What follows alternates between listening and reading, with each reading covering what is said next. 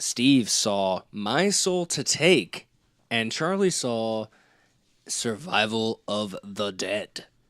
Can they convince me that their movie is good? Find out next time on Dragon Ball Z. You guys didn't offer anything. I didn't know if you were going to keep going or not. So, thanks for tuning in. I guess that's it for this one. Gripping. Are you ready for Movie Versus? Welcome to Movie Versus, the podcast where we pin two terrible movies in an all-out battle for the best of the worst.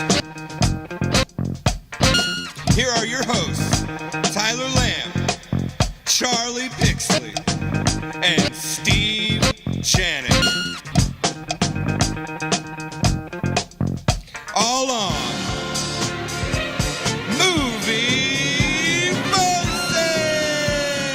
Hey everybody, this is Movie Versus, the podcast in defense of bad movies. My name is Tyler Lamb, and then that guy burping into the mic, that is none other than Charlie. Charles. That wasn't my mouth. Charles A. Pixley Esquire Jr. I thought you said you were going to cut that out anyway.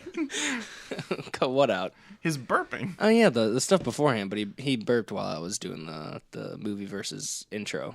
It wasn't directly into the mic. It probably didn't get picked up at all, so I sound like a crazy person, like normal. That one was to clear my throat. Oh, well then, yeah, I definitely sound like a crazy person. So, that being said, Steve is here as well. Steve Janik, also what's up, Chuck, because I feel like I have to say that on every episode. Sure. And then also Steve Janik, how is it going? Steve Ewell, I believe is your full name. Steve Ewell. It's going pretty good. School just started back up again. I just got off of a break, so woo. Tests and assignments again. Steve, does it smell like Upchuck in here to you? What's up, Chuck? Idiot. Man, you got him so good. Oh, God, Steve, how embarrassing. Can't wait for him to beg for us to not release this. I know. Or just, at least bribe me to edit it out. So, Steve, it won't work. It won't work, clearly, because everybody's hearing it. Yep, I guess that's right. My pockets are not deep enough to pay off Tyler for that one. So, Steve, as mentioned in the cold open, you saw My Soul to Take, a Wes Craven joint, because that was part of the caveats of this, Wes Craven was getting real fucking high off of My Soul to Take. No, he actually didn't. He got high off of the actual script. He used the script to roll his joints. Yeah, he was like, they're gonna eat this shit up. Every time to Toke. Written and directed by Wes Craven. Ooh, I got it. Every time they would wrap a page, he would smoke that page. Yeah. Because a lot of marijuana cigarettes. That's the rule. Every time he finishes a page, he's got to smoke a weed. so he used that page to smoke it down. So you saw My Soul to Take, Wes Craven joint, which was dead. the caveat of my Horrortober picks were written and directed auteur style by horror classics, and it also it kind of fell in line to actually recently deceased horror classic directors, not on purpose, but modern horror directors doing the whole written and directed thing again.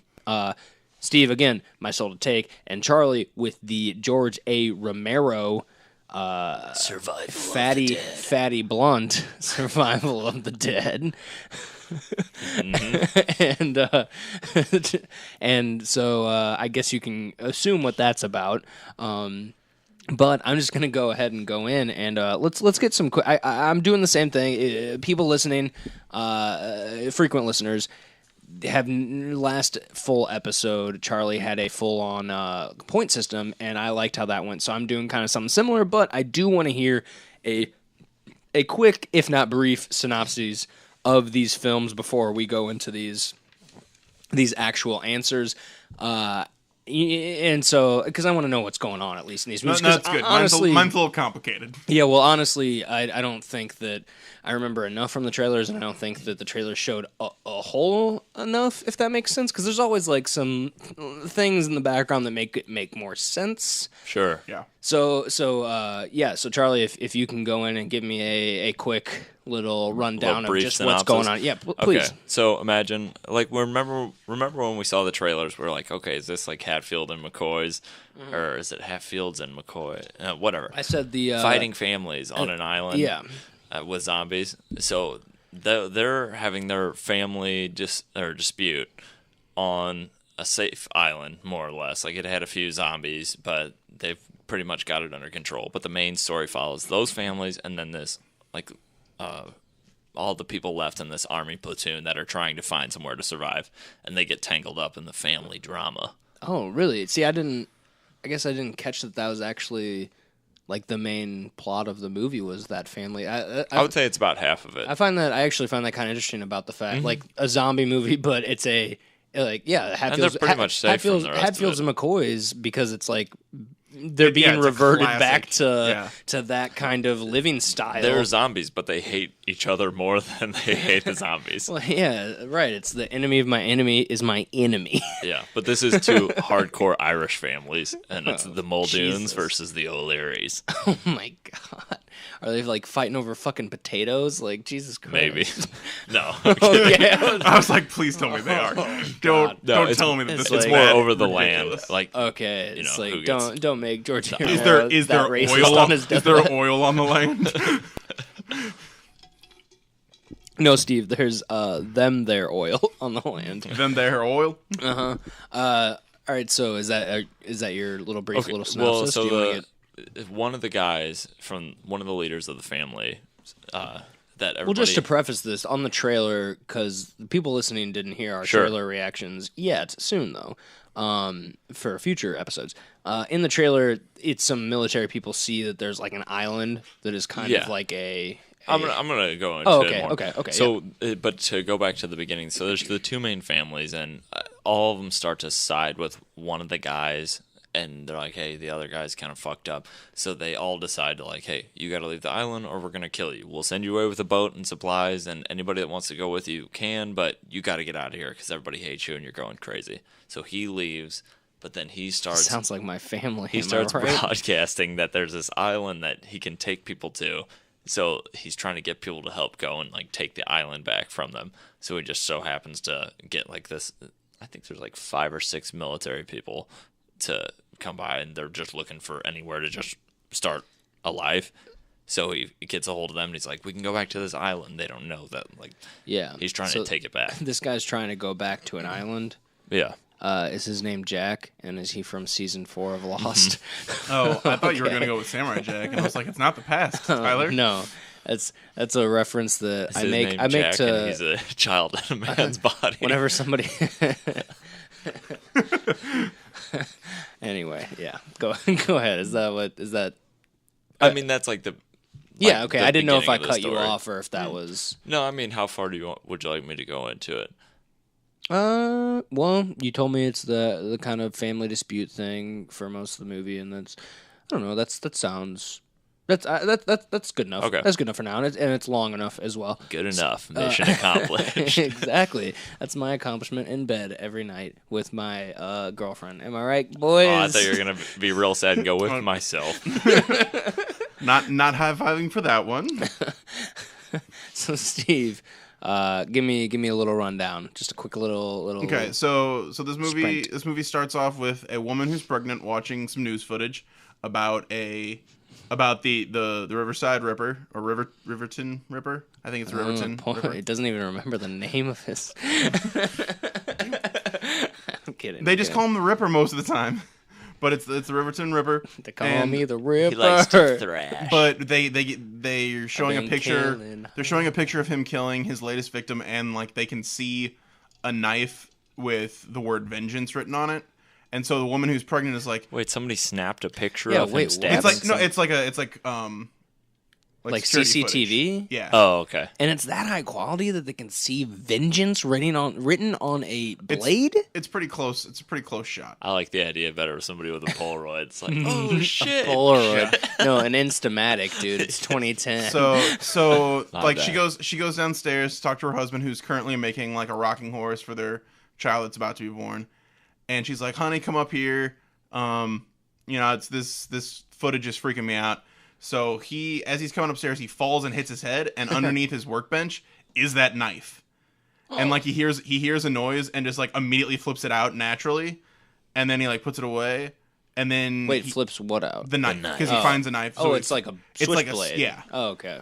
And he flips it out, and he's like, So when I hear a knife in a slasher movie, I just automatically think a butcher knife. No. Yeah. No, it's a very big not really a switchblade because it doesn't like come out of the hilt. It's like but a it flips claymore. Out. Yeah. So he flips like it a out butterfly really knife kind of thing. almost. Yeah. So he flips it out real natural, and he kind of gets freaked out, like a butterfly claymore. and he calls his, and he starts kind of having this conversation with himself because he's clearly schizophrenic. So he's like starting to have an argument with his different personalities, and they're like, and it's basically like a did any of you guys do this? And then finally, apparently, he's got a new personality that's like, hey, listen, if you try to turn us in for this, I'm going to kill all of your family before you can do that. And that one's John Cusack, right? Yes. Okay. No, so he realizes that he now has a personality that is a serial killer. So he's calling his shrink to try and get that figured out. And after he calls his shrink, he realizes that his wife's already dead and that the other personality took over and killed his wife. So he calls the cop, or his shrink calls the cops, and they take him in, and they end up killing him because the killer personality takes over. And so they kill him, and at that moment, 7 kids are being born, like a lot of them premature, at the hospital. And he had 7 different personalities. So this is like almost like a Chucky thing where he just fucking makes some goddamn ritual. Kind of.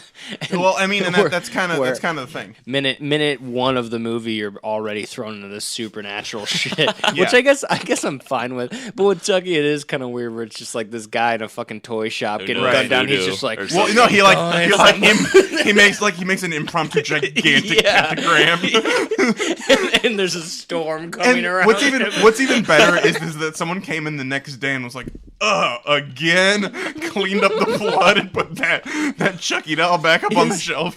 Is that The serial new Chucky's killer? out. Yeah, I know. I It's wanna see gotten it. good reviews. Let's It's watch it. Cult of Chucky. I almost this is a real off rail, but I was at Walmart the other day looking for some deals on Switch stuff. But I saw a movie collection for Chucky, and it was like $20 or $30, and it included Cult of Chucky, and I almost grabbed it because I was like, "Damn, this is." Probably gonna be it. Well, no, and my thought was Charlie and I would have a blast with this shit.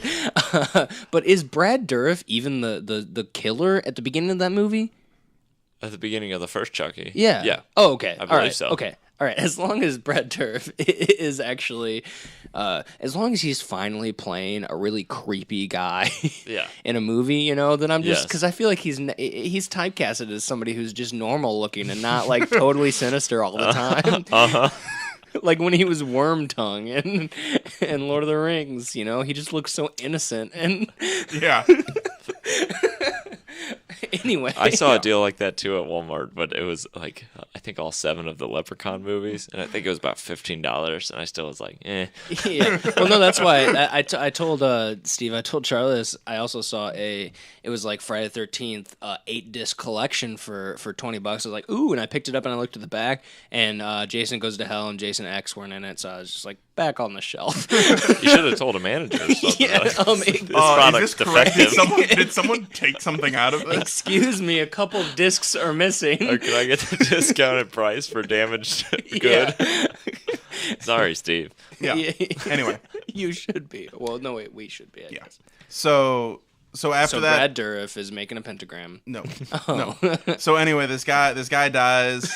This guy dies that night. 7 kids are born, and then we cut to 16 years later. It's those 7 kids' 16th birthday. Every year for the past several years. This isn't going to be a point against or for your movie, but are those kids 16? Like, do they look 16 at all? Is it like Tom Honestly, Welling no. walking the No, fucking no, freshman hallway? Like they actually look pretty young. Okay, Like, all right, good. I would say all of them look like 16-year-olds. Okay, all right. I was just curious. Maybe 7. Like they all look like they should be in whenever high I school. hear high school casting, I just instantly think of Tom Welling in the first season of Smallville when he's supposed to be a freshman and he's like, Mom, I'm gonna be late. Yeah, he's clearly 32. Like there's Right. So anyway, it's their 16th birthday, and every year they do this thing where Jacked as fuck. they I guess ever since they were 9 or something, they kind of get together and do this thing where they create Were they like born at the same hospital? yeah. Oh, okay. That's kind of cool then. They make a puppet of the Ripper, and then like That's, one of them that's not cool. yeah, and then like and one of them kills it to protect the other one because it's a legend that I gotcha. because when he died he said he was going to come back and take back or whatever. Yeah. So like they kind of symbolically kill him, and then that's supposed to protect them for another Yeah. year sort of situation. Wait, hold on. The Ripper said that he was gonna come back and get who?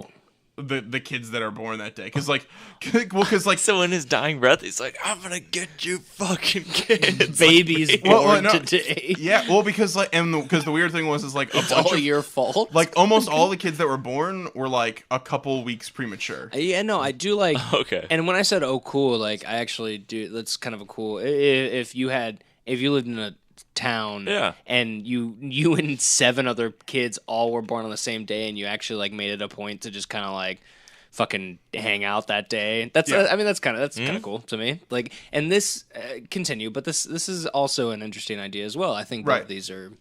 So when it happens, like the thing is like they kind of aren't really friends though. Like a couple of them are, but then there's like a couple of them are kind of like the Well, rejects. one's a nerd, a Well, couple are jocks, and then one's there's a like goth. there's 4 that hang out, and then there's the goth girl is super religious. I mean, I'm just guessing on these Well, stereotypes. no, there's like 4 that are kind of nerdy, and they kind of hang out. The and goth then there's is the super jock. religious into what? Like gir- Satanism? No, she's not goth. She just wears a lot of dark clothing, but she's very religious. Like the girl, like I thought you were referring to the girl that was in the trailer that looked goth. No, But she I don't ends up remember. being super religious. I was just throwing out and then teenage there's stereotypes. the jock, and then like the popular girl. Like that's pretty Yeah. much the 7. Okay. But apparently they never got rid of the ambulance that he died. Like the ambulance is like the wreckage is still there.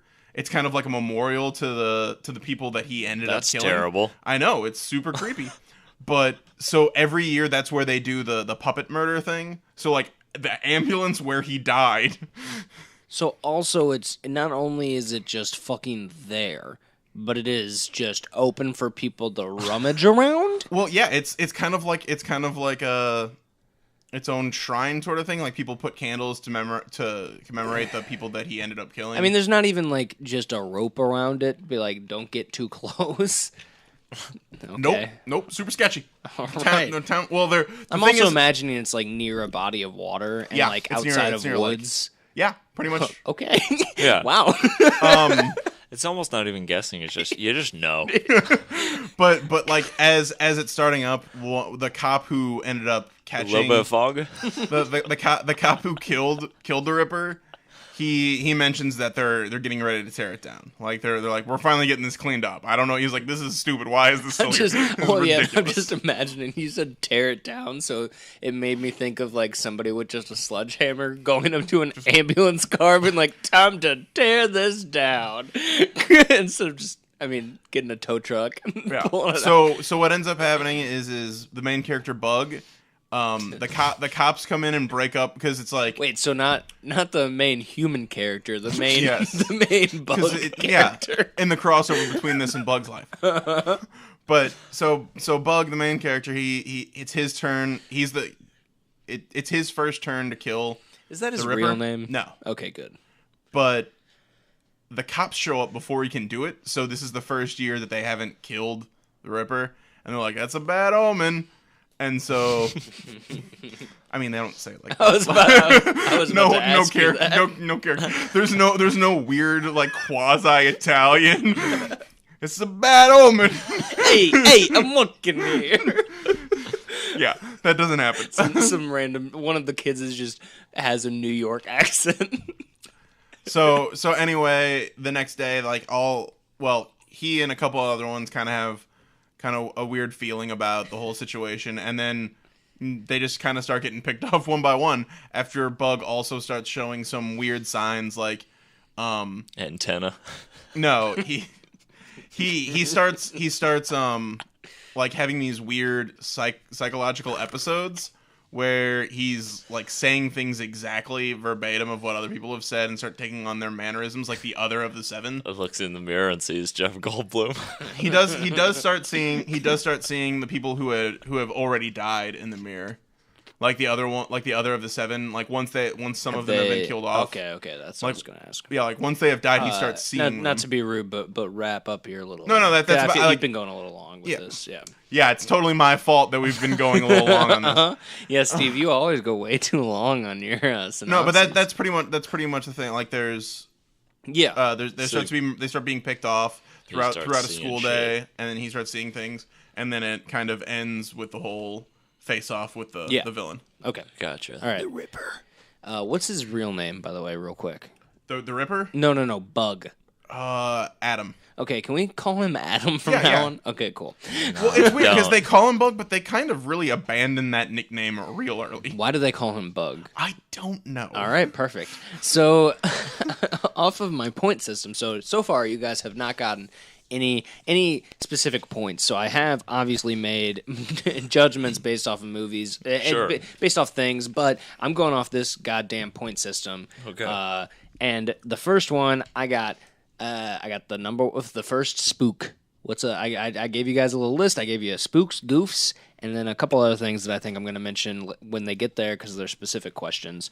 And then I also have because I realized that I have 6 things. I have a question that is a joke question, but if need be, it's a possible tiebreaker. Okay. But at the same time, I'm going to ask it regardless because it's just some stupid shit that I came up with that, since I thought it was hilarious, everybody else is going to think it's the funniest thing ever. So, number 1, spook. Steve, let me hear your first spook. Your first spook.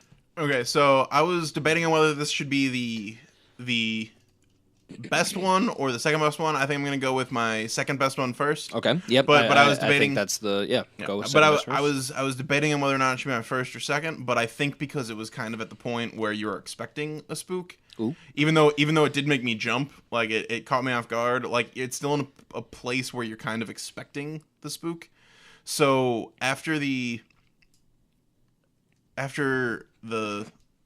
killer is in his house, like he has discovered that the killer is in his house. His mom, Adam's mother, is now dead. She's on the ground, just completely dead. A cop has come in, and because he thinks that the killer is supposed to be at his house, the cop shows up, and the Ripper kills the cop too, and they're doing like the classic Wes Craven, like really long, drawn out fight with the villain, like similar to like in Scream, where like you just cannot keep this guy down. Yeah.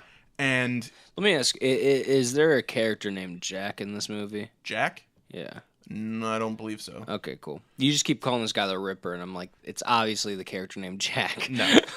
All right.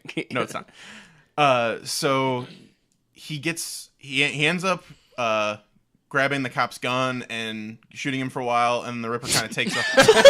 shooting at him. Sorry, shooting at him. Fuck you guys. No, you know that's a funny. Yeah. He shot at him for a while. Boom. Well, no, because the lights are out. He's got the gun, but like the Ripper's running back and forth, and he's trying to hit him. Maybe like 5-10 minutes. Yeah. Anyway, so the Ripper kind of is out of the view, like he's kind of coming back around to get him again. And as he's doing that, his Adam's sister grabs him and pulls him into a closet, like, and closes the door, to kind of hide from him. Yeah. And the Ripper was there. He kind of walks past, and he's like, okay, what's gonna happen is like you go and call the cops and things like that and get out of here. I'm gonna try and like distract him from you so like he doesn't kill his sister. and like in the process of them conversing about what they're gonna do, he of course just bursts through the door and just drags her out. Oh damn! But it's one of those like you're waiting for it to happen. Yeah, like you it's know just something that scene something that has you to know happen. what's going to happen. Yeah. But like the way they do it in mid sentence, it was just a really, because usually they do that thing where you're just sitting there And waiting. silence. Yeah, like they kind of get it out of your head by starting a dialogue, and then when it happens, it just cuts someone off. It was really well done in the fact that it just. Well, yeah. I no. could just completely lost train of thought on it, and it made me jump. And like, I got you. And then I mean that's what kind of brings these down to these are people that directors that know what they're doing with their craft. So at the end of the day, even if it's a poorly rated film, they still it's still Wes Craven. Yeah, it's still George A. Romero. They know what they're doing. All right, so bursting through the closet door, grabbing the sister mid sentence. Yeah. All right, Charlie, let me get a little spooky All right, with so ya. a spooky moment for me is they take a ferry, because there are a bunch of cars on it. They have an armored car. Oh, stick with me. They have an armored car, and they want to keep that, but they also want to go to the island. So the guy has a ferry that he takes over to the island. So luckily they can drive their car up on there. Yeah, but I'm just saying I've been playing too much Zelda. When you said fairy, I was like, oh, there's fucking mystical beings in this. Got it. It better have been Dwayne The Rock Johnson as the Tooth Fairy, if you know what I'm saying. Sure. Or if you want to get a car on there. So they took the ferry. So at one point, though, one guy had to go out there to get it started and bring it back to the dock to drive the armored vehicle onto it. Okay. And I've always wanted to see this kind of in a zombie movie, and they did it well, that the guy that dives into the water, the camera follows him into the water, and as soon as he goes underwater, there's just hundreds of zombies just standing on the bottom. And it's like a relatively... Standing? Yeah, because, they have all holes in their bodies and stuff, so there's no air, so they don't have to breathe. So they just walk in, they just walk down to the bottom of the water, and he dives in, he's just like... he goes horizontal, but he's like they're all like scraping his his stomach and stuff as he's going over. Because it's just the very entrance of a lake. So it's not like it's very deep or anything. And they're starting to grab him and stuff as he's swimming. And he gets away, but the way the camera goes, all right, you see him there are a few zombies walking towards the dock. But then you see him do his nice dive. And the camera does one of those tracking, follow him underwater. Where it's and then you just see tons of people already underwater. And I've always thought that too. They wouldn't float. Yeah. Because they don't fucking breathe. And they're all deteriorated. So they'd just be able to walk underwater. So I thought that was cool. And I'd it actually gave me a little oh shit. Yeah. I'd actually Either never bite thought one of their that's- fingers off. Yeah. Oh, no, that's a good one. And all you want to do is pull your finger. You don't want them to bite your finger. But they never listen. That'd make them swim even faster. So Charlie, those are both pretty good answers. I like both of those. Charlie, we're gonna go to you for the next goof. Let's get a little goofy, little over here. And get a nice little goof. Okay. Because we know. Let me preface this because in case nobody listened to the last one, just because there are goofy moments in all horror movies, there's something that's a little silly, a little dumb that you can't help but laugh at, even if it's somebody getting their head blown up. It as grotesque as that can be, you find yourself just giggling a little bit. So, Charlie, give me a little bit of a goof and or gaff. Okay, so this is towards the final fight where there are multiple zombies on this farm, on this island, coming up to these guys, and they're all spread out. And this one dude has this kind of pitchfork, but it's really narrow, and it looks like there's only two prongs. I don't know, it's kind of hard to explain. Just imagine it's a couple inches narrow. I know exactly what you're talking about. It's almost like the pool rescue thing, but if it were cut off and it was blades, like spikes instead. Okay, yeah. So the zombie's walking up to him, and he's crouched on the ground, and it's walking up to him, and his crotch is approaching his face, and this dude just shoves this spike through his dick, just blows this zombie's crotch away, and the zombie just stops walking and turns around and walks away with this ball from the battle. I laughed on my ass off that even a zombie doesn't want to be hit in the dick. Wait, hold on. The zombie a zombie that spectated it walked away. No, the zombie Got hit by the dick. Walked. Okay. Yeah, he got stabbed in the dick, and he like sees the dude and proceeds to stop and back up and turn around and just walk away against all the other ones like coming closer. Okay. And I mean, he just obliterated his dick and balls. Like he's stabbing to the point where the rod was thick, and just like you could see his whole crotch. And then how thick was the pole of the? Probably like. Well, I know you said the rod was thick. Oh yeah. How about the... so wait, you see? Yeah, I know. You see full frontal zombie dick in this movie? No, because he has clothes on, but it okay, gets punctured through though. That was about to be an automatic victory for Charlie. For overall. Damn it. I was gonna be like, well, fuck all the rest of the questions. Charlie Saving wins. that for the nudity one, dude. There's no nudity one though. I know. Do you? Mm-hmm. Okay. You sent it to us. So Steve, give me a little goofy goof. So Little goofatron. So mine, there's kind of like a girl that kind of runs the school. Okay, so is it a girl or is it kind of like a girl? It is a girl. Okay. But she kind of like runs the school. All right. But she runs it out of this business. It's like in a like many teen high school movies. She runs it out of a bathroom in the upper hallway. Mm-hmm. Oh, her office. Yes, her Okay. office. Yeah, no, you could have just said her office. And So Adam got a cell phone for his birthday, and so they're going to hide his cell phone in the bathroom to learn what she's talking about, so they can get some information on her, so that they can just basically get leverage to not be getting crapped on all the time by her. Because she's got like not actually. God damn it! He Fuck said you she's guys. in the Didn't even say bathroom. anything. No, I saw Tyler's eyes light the fuck up. He saw you and I make eye contact, and that enough alone is No, so like stop giving them trouble. So they wanna do something to try and make it so that she will. Yeah. Yeah. So in order to, there's apparently, because everyone knows about that, any girl that's like actually wants to use the restroom in there, they clear out a couple minutes beforehand so that they just don't run into her at all. So they have like a few minute window to like try and get in there, but just to make sure it's clear. I know in the trailer we saw the blind stick. It wasn't his, but one of the 7 is blind.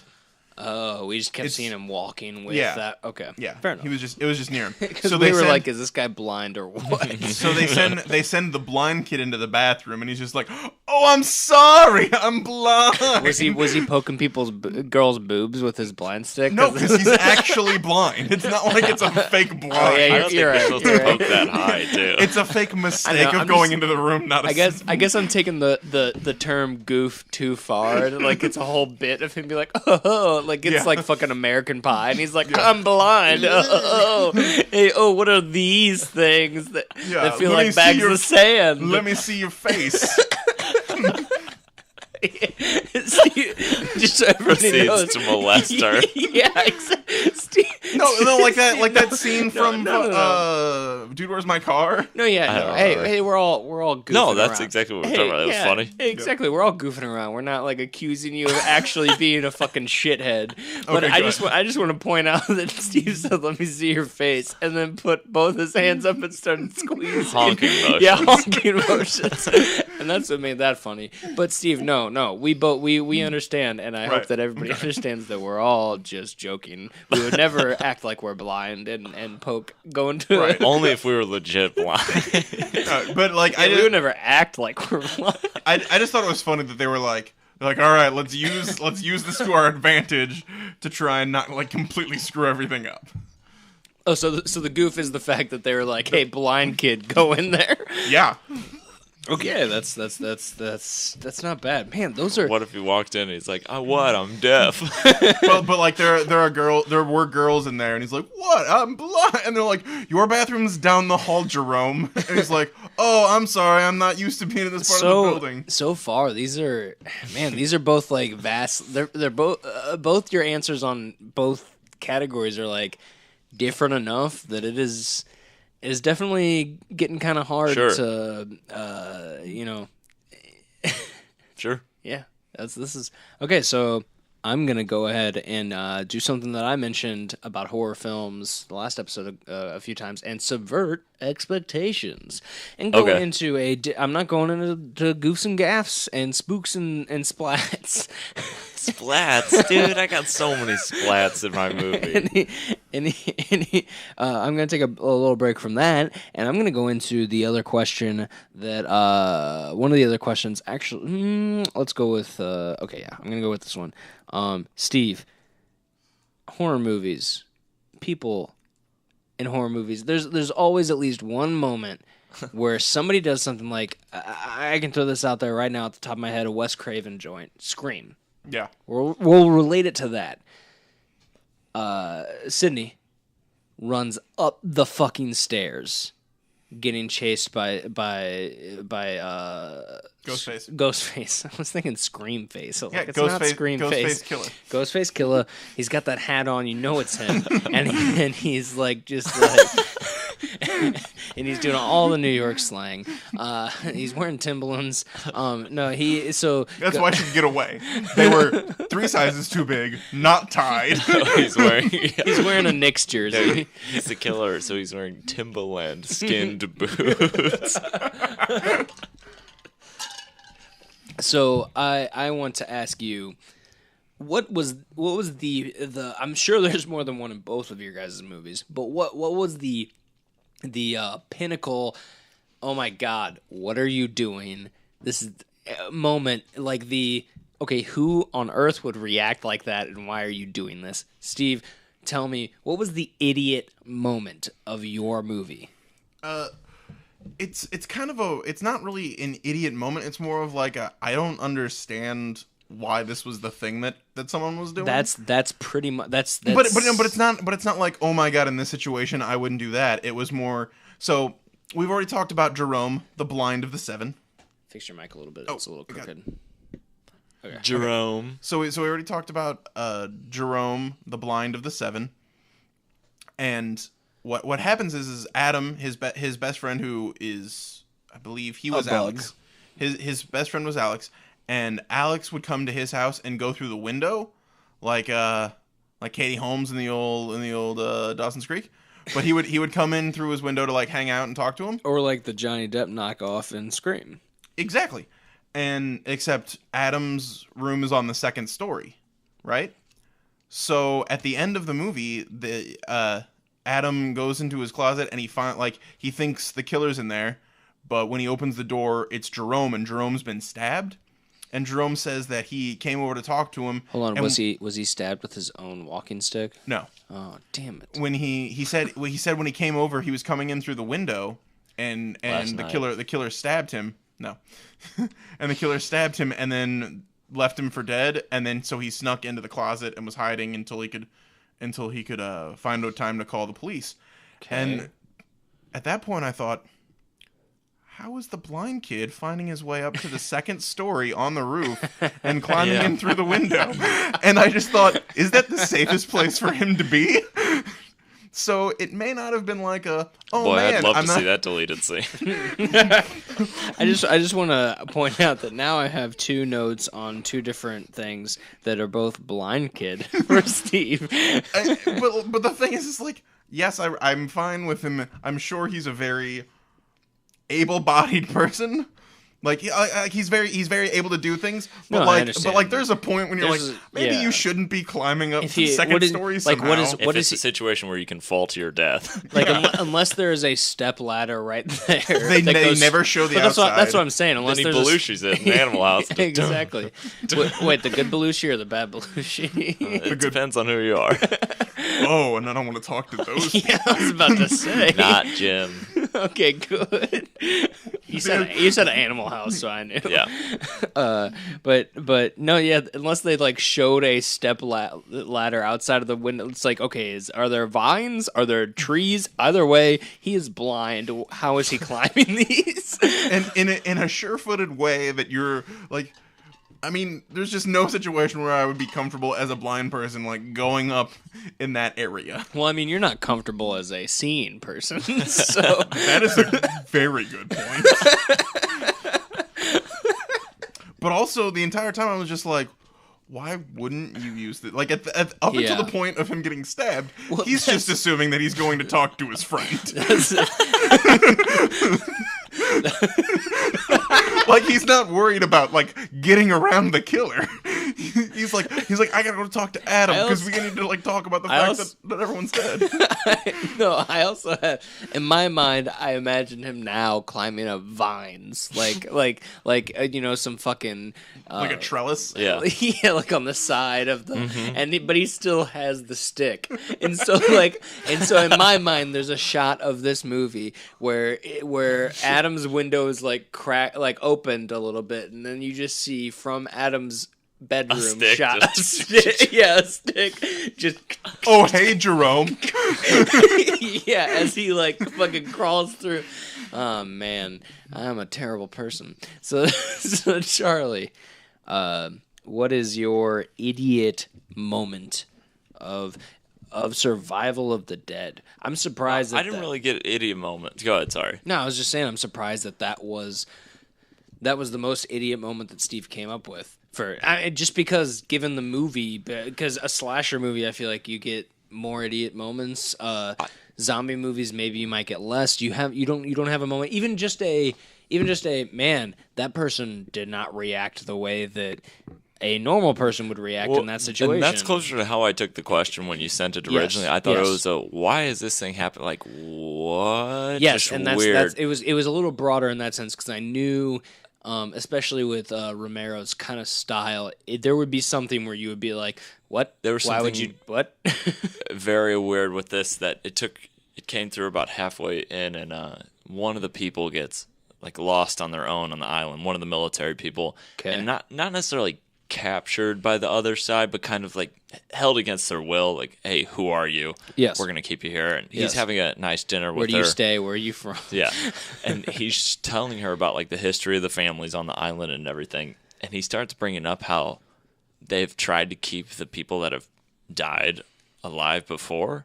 Where he's like, we try and keep them with us all the time. And he's walking through and this is one of the moments that really kind of improved the movie for me when he is going through family pictures and and I even said one of my buddies was over watching it with me and I was like, those photos look fucked up.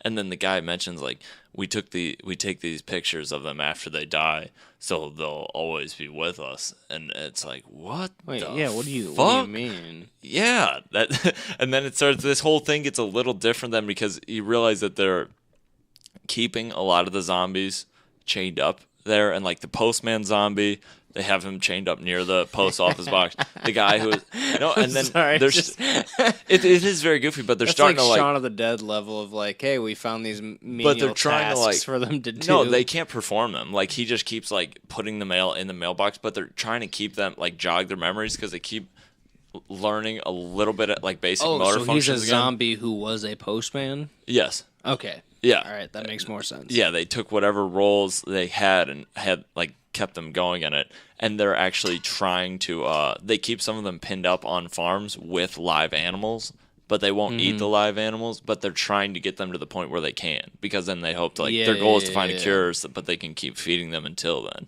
Yeah. But then that part where he starts going into how they've been trying to save their deceased family members even before the zombie outbreak was really like, what the fuck is this shit? I mean, they had pictures of like propped up dead bodies and like, oh, that's Nana.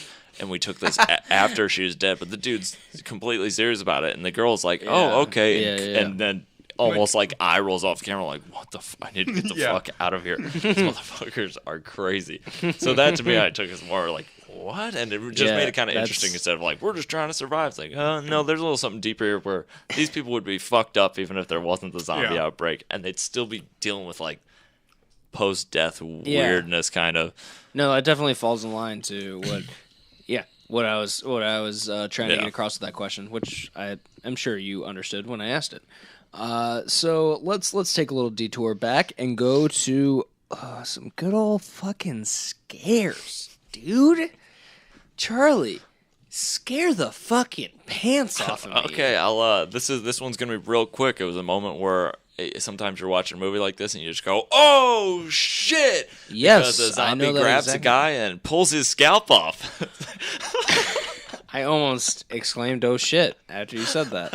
So And that I can't tell you how many times I rewound that because they started getting smart. Like there's one on the ferry that could drive their the way you car. said, these fuckers started getting fucking smart. They were driving their car just back and forth, just ramming cars. So like the one that grabbed the dude knew what he was doing. Like he dug his thumbs into his head. Yeah, just, that's that. Like, I was like, that oh, is- and then took a bite out of like the top part of his skull. Just, God Ooh, damn, man, that sounds rough. and it was wonder- so quick, just like Jesus Christ. I wonder how George A. Romero feels about the fact that he's not the one who came up with the whole zombie eating brains thing. I don't know. Sidebar. Who did come up with it? It was another movie. It was called something of the Living Dead. Return of the Living Dead, maybe?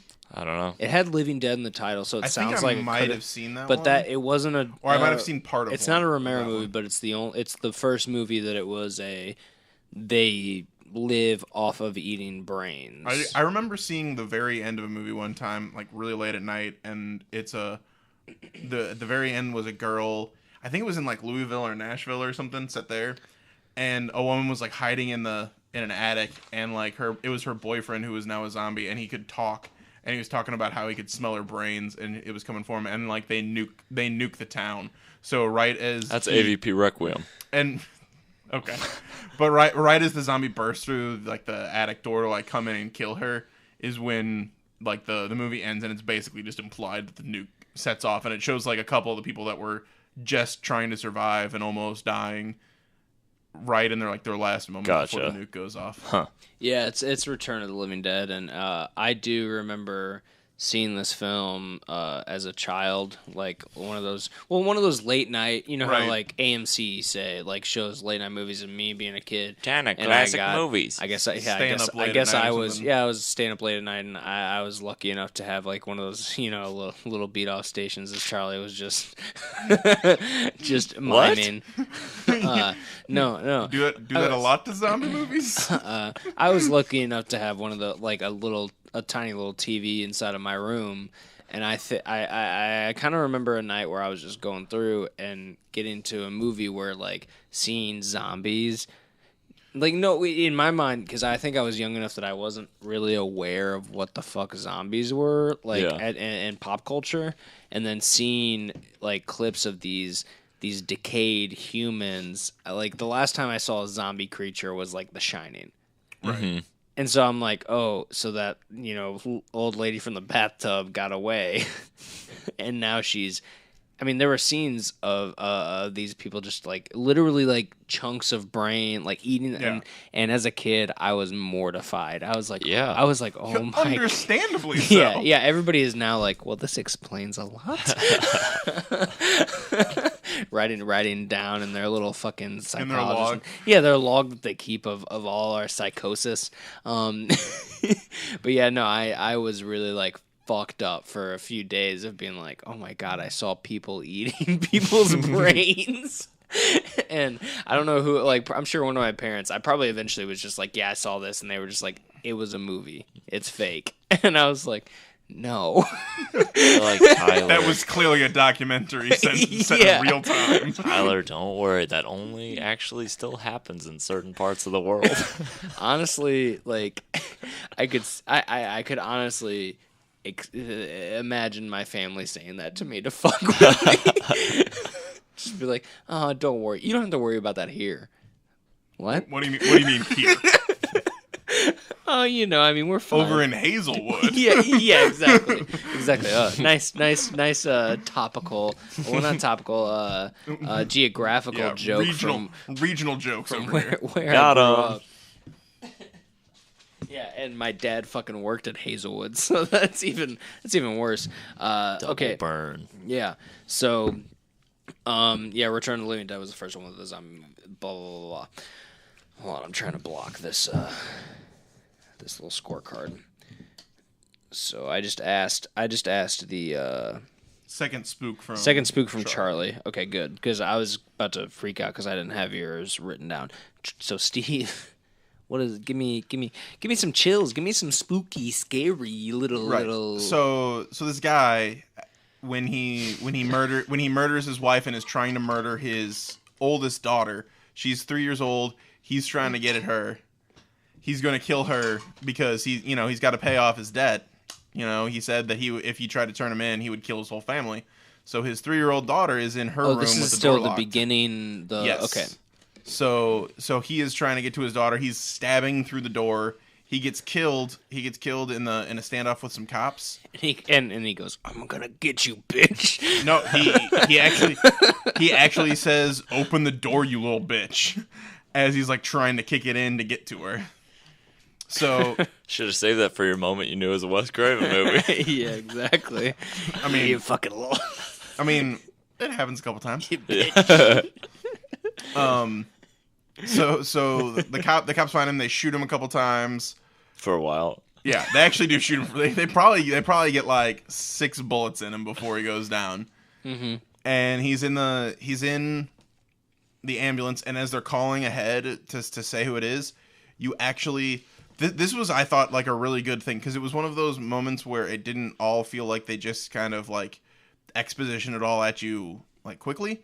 When the guy's on the phone with the shrink, the shrink says, "Tell your wife to get in the car and go to May's house, or like go to her sister's house." And then he's like, "No, she can't. May's at work." And so you're like, "Okay, she's got a sister named May." No, she can't. May's a bitch. So Okay, like, that was funny. so that happens. So they do that, and she says like, "I can't. May's at work. She's working the overnight." So as they're driving to the hospital, they call ahead and say like, "Hey, we got the gunshot room. We got multiple gunshot wounds. He's dead. Like we checked his pulse. He's dead. So dead, multiple gunshot wounds. We're bringing him in. Can we do it? And get this, we think we're pretty sure it's the Riverton Ripper." And she's like, "Do you have a name?" And they tell her his name, which is Abel Plenkov or something like that.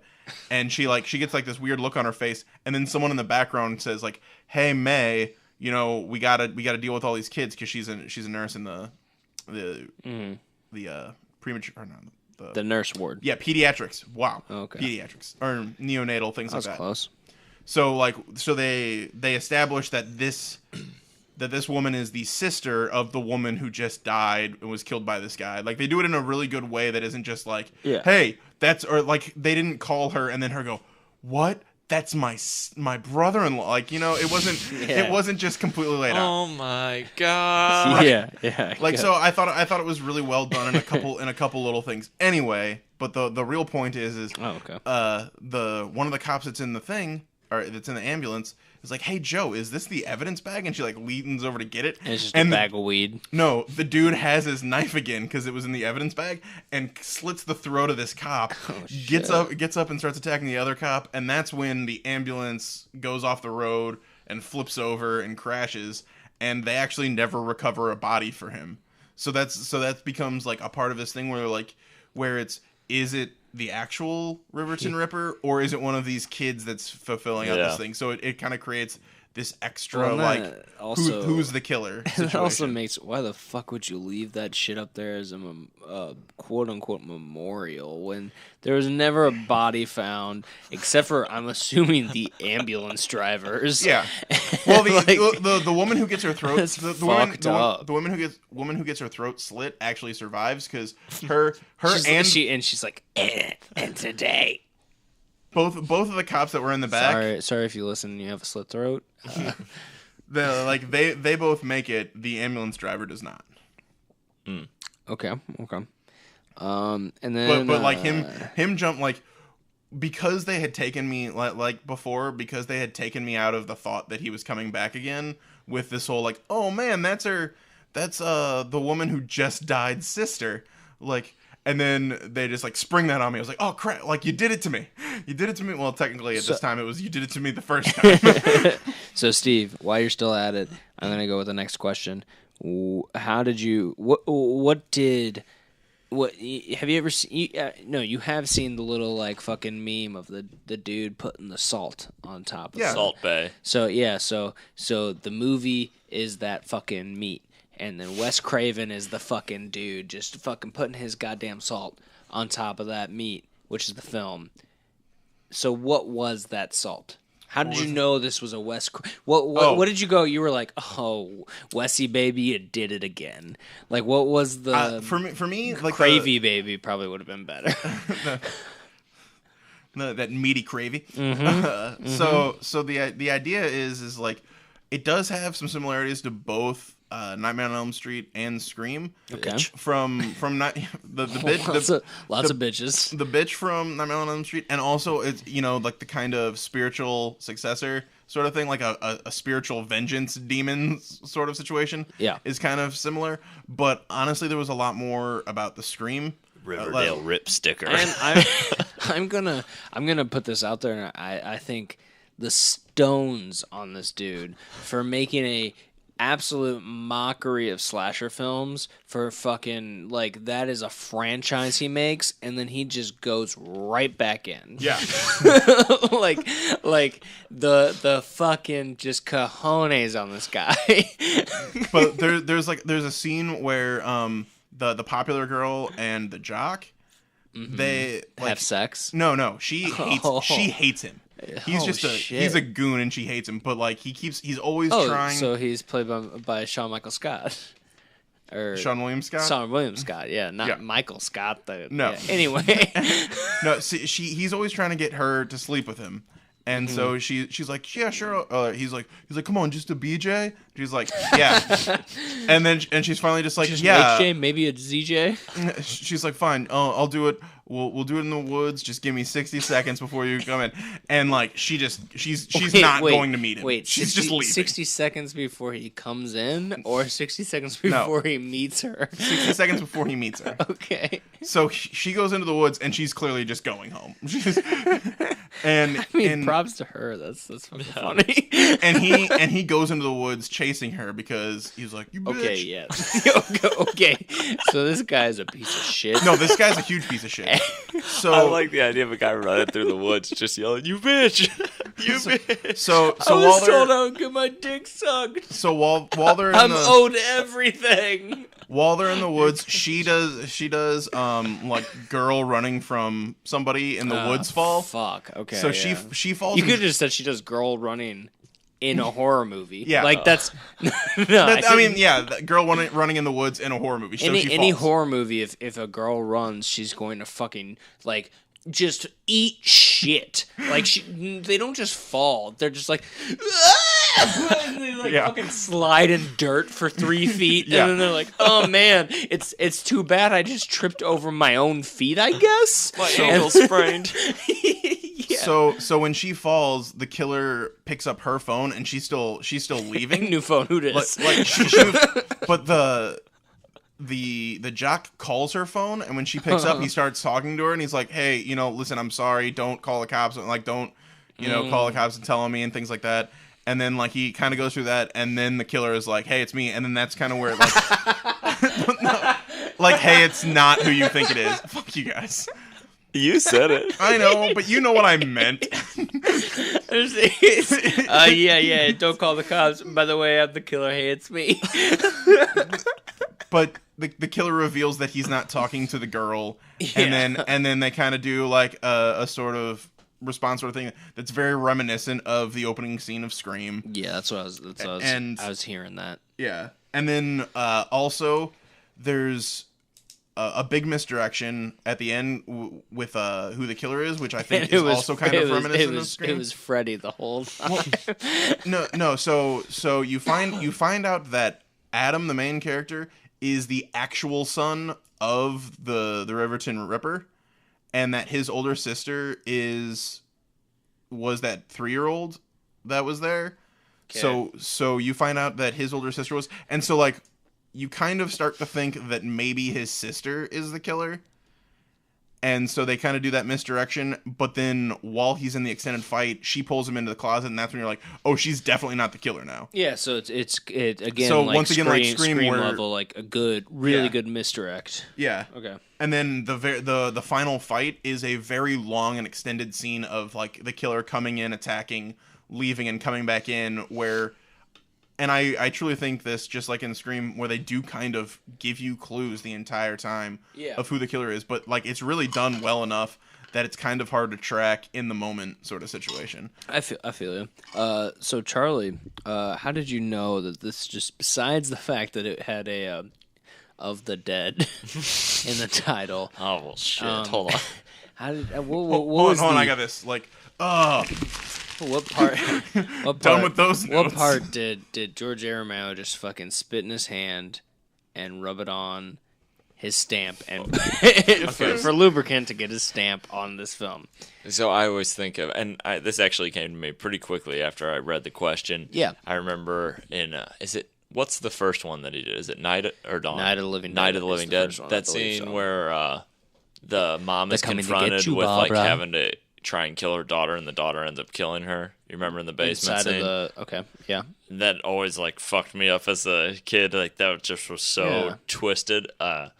That I always think of his situations with like a loved one or something, and I knew instantly it was when there's a lady who has an identical twin sister who's infected, and there's one point where you think that she recognizes her. They have her tied up because she's obviously one of the ones they want to try and save the most, and she recognizes her kind of and goes up to her, and of course she gets too close and gets bitten, but then she like has her hand bitten. She has to kill her then, and then Yeah. also she's like, well, I'm fucked too, but she's clearly beyond saving. So then not only does she have to kill her sister, it also looks exactly like herself. Damn. So that kind that's of pretty rough. it's like, oh well, that's definitely that kind of situation he would put in the movie. Was there, and this is long shotting just because specifically Night of the Living Dead, was there any like racial things going on, like any commentary of social commentary is what I'm looking for. I wouldn't say so actually. In that, well, there's the main female lead is a lesbian, and throughout the movie she's like, what, you got a problem with that to people? And they're like, no. And this is even two like Irish Catholic families fighting each other, and like, no, they're zombies and we fucking hate this other family. I don't give a shit. Gotcha. And there's, I don't know, there's the cast has like a couple of Hispanic people and stuff, so there's some diversity in the movie, but there's no like racial undertones No, like that. I movie. wasn't asking for diversity. Yeah, Gotcha. like No, how, but there's the no, whole like- social commentary of Night of the Living Dead. The fact that the black guy's Yeah. the one that's yeah. I get you, and I yeah. think they bring it up, but they bring it up in a way to show it that it's not as prominent. Yeah. Not saying that those issues don't exist or anything like that, but that he definitely addresses them, but people will just like shrug it off, like, Yeah. whatever. Okay. They're zombies. I was just They call them curious. deadheads in the I was, movie. I was just curious because I know that was especially at the They're time. just really into the Grateful Dead. Yeah, they all have headphones in, and they're just like, dude, no, you gotta listen They're all to the dressed song. up like different colored bears. Yeah, no, I just brought that up because I know that was a big point of the Sure. original Yeah. was just the commentary of like the time it was released and the fact that it was like a black guy that was one of the last ones left. Possibly the most tragic fucking ending to a movie ever. Exactly, Oh my and how the whole time It used to make me so sad. and how every time like everybody thought he was like fuck this guy kind of thing. They were like, no. Like, if we gotta kill somebody, we're gonna kill him, kind of thing. And it's like, well, what the fuck did I do? Yeah, no, I was just curious because Sure. yeah. All right, so then we're gonna go back back into the last main question, which is second goof. I need some goofy gaffiness in my blood Sure. to keep going. So Charlie, give me a gaff. Okay. Give me a yeah. So this is the final showdown, and it's between Oh man, it's between the main Irish guy, the Muldoon, and the main Irish O'Leary, and they're looking at each other, and they have their guns, and this is after his daughter's already been bitten, but she's not. It takes a while to transform in this movie, so he's telling her like everybody. It's a huge Mexican Who's he? Irish Catholic standoff. You keep saying he. The Who's father of the daughter of the identical twin. Okay, so that's the what family? That is the O'Learys. Okay. The Muldoons were the ones that were already on the island. Okay. So, but he's outnumbered because, I mean, the Muldoons have everybody on the island, like, with all their guns pointed. And he says, like, hey, can I just have a moment with my daughter to kind of talk with her? And just, have like make my peace with her because they were fighting the entire movie, and she actually stayed on the island with her twin sister, and the father left, and he came back and was trying to make things right. Yeah. And the guy goes, and gives him like I respectfully nod to you. Nod, yes. He turns around. He immediately shoots him in the back. Okay, good. That's what I was hoping for. I was going to make that as a joke, but I was like, no, don't make it because that might be what actually happens. Then he goes, you bastard, or like in that real Irish noise, like bastard. And then he falls to the ground and he turns around and the guy walks up to him and he's like, finally got you. And he said, I think he calls him a bastard again.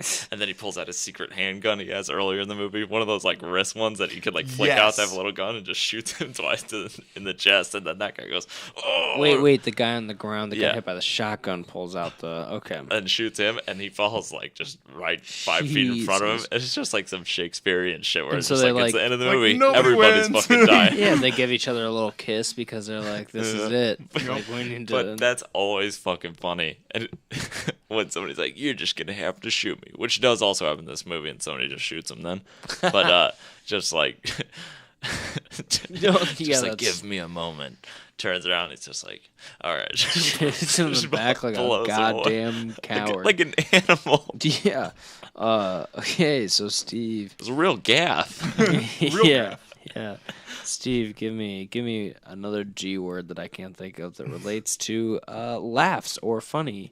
So the day of their birthday, Alex and Adam have their birthday? Yeah. No, they have a project to do for biology class. Is it a diorama? No. They have to do a report on an animal in the area. The Ripper? No, an animal in the area. And Ripper. And Adam makes a big like a full body costume of a trouser snake. Of a California condor for Alex to wear. Oh, I remember that in the trailer. So I think it was detailed for a school costume. It looks Man, I don't remember this at all. Looks really good.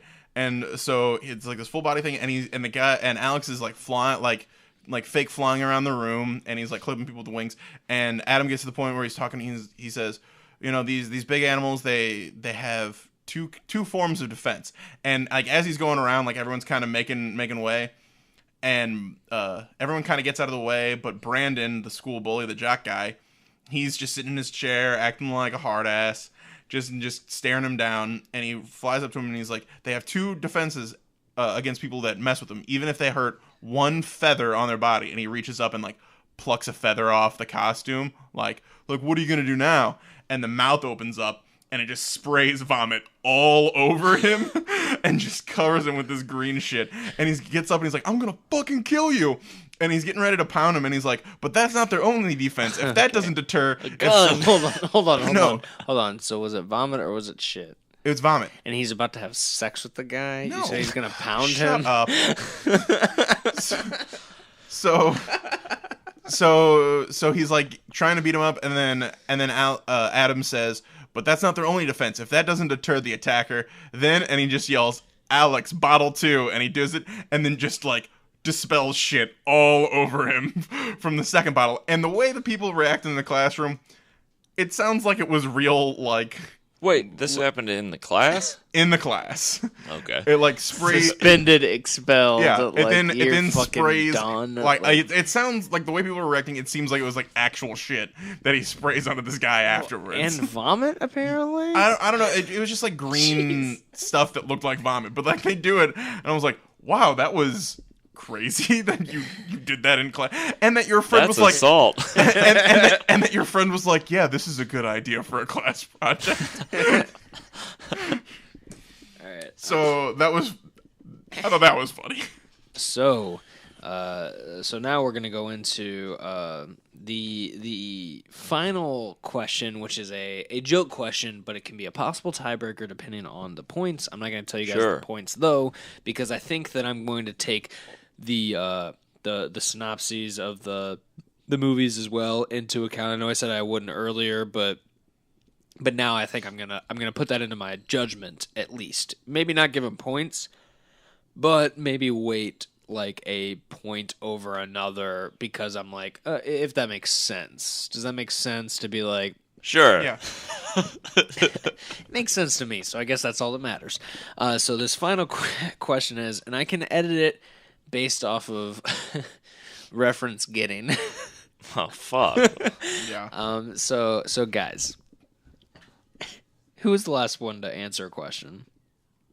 Was I it you, Steve? I think it was me. All right. Well, I'm gonna go back to you, Steve.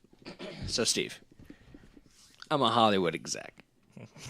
I get told, Tyler. Is this becoming like a Harvey Weinstein like joke? No. It's not that bad. Steve, Tyler, Wes Craven. bring me that bush. Roman A Polanski potted is plant, please. Bush can I'm be not a a potted savage. plant. Yeah, I know. And also a band. Wait, do we have a whole nother level of Bush jokes because of Harvey Weinstein now? Is that a thing? Speaking of which, speaking of Bush, not. Oh, I was gonna say Harvey Weinstein. Yeah, he's a piece of shit. Yeah, definitely. But speaking of Bush, the older sister who was the older sister in my movie at 19, like when they grow up.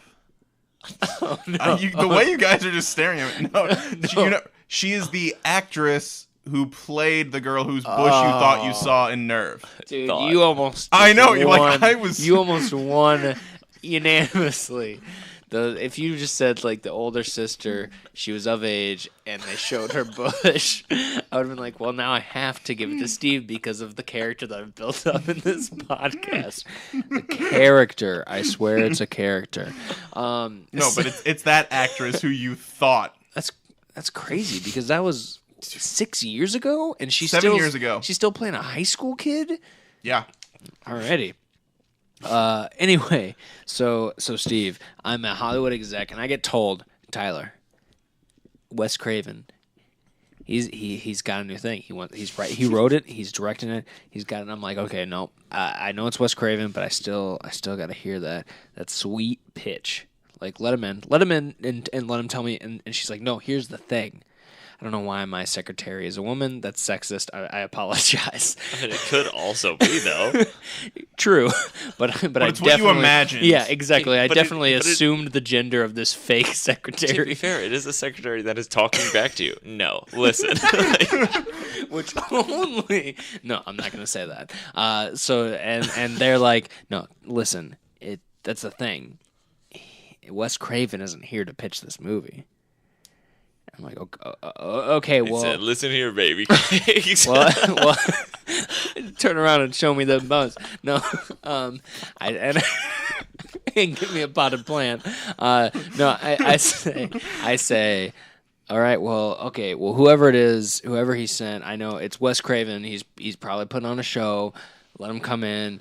And pitch this movie to me. I just want to hear what it is. And she goes, all right, okay. And she opens up the door and she says, all right, Mr. Dice Clay, Tyler, we'll see you now.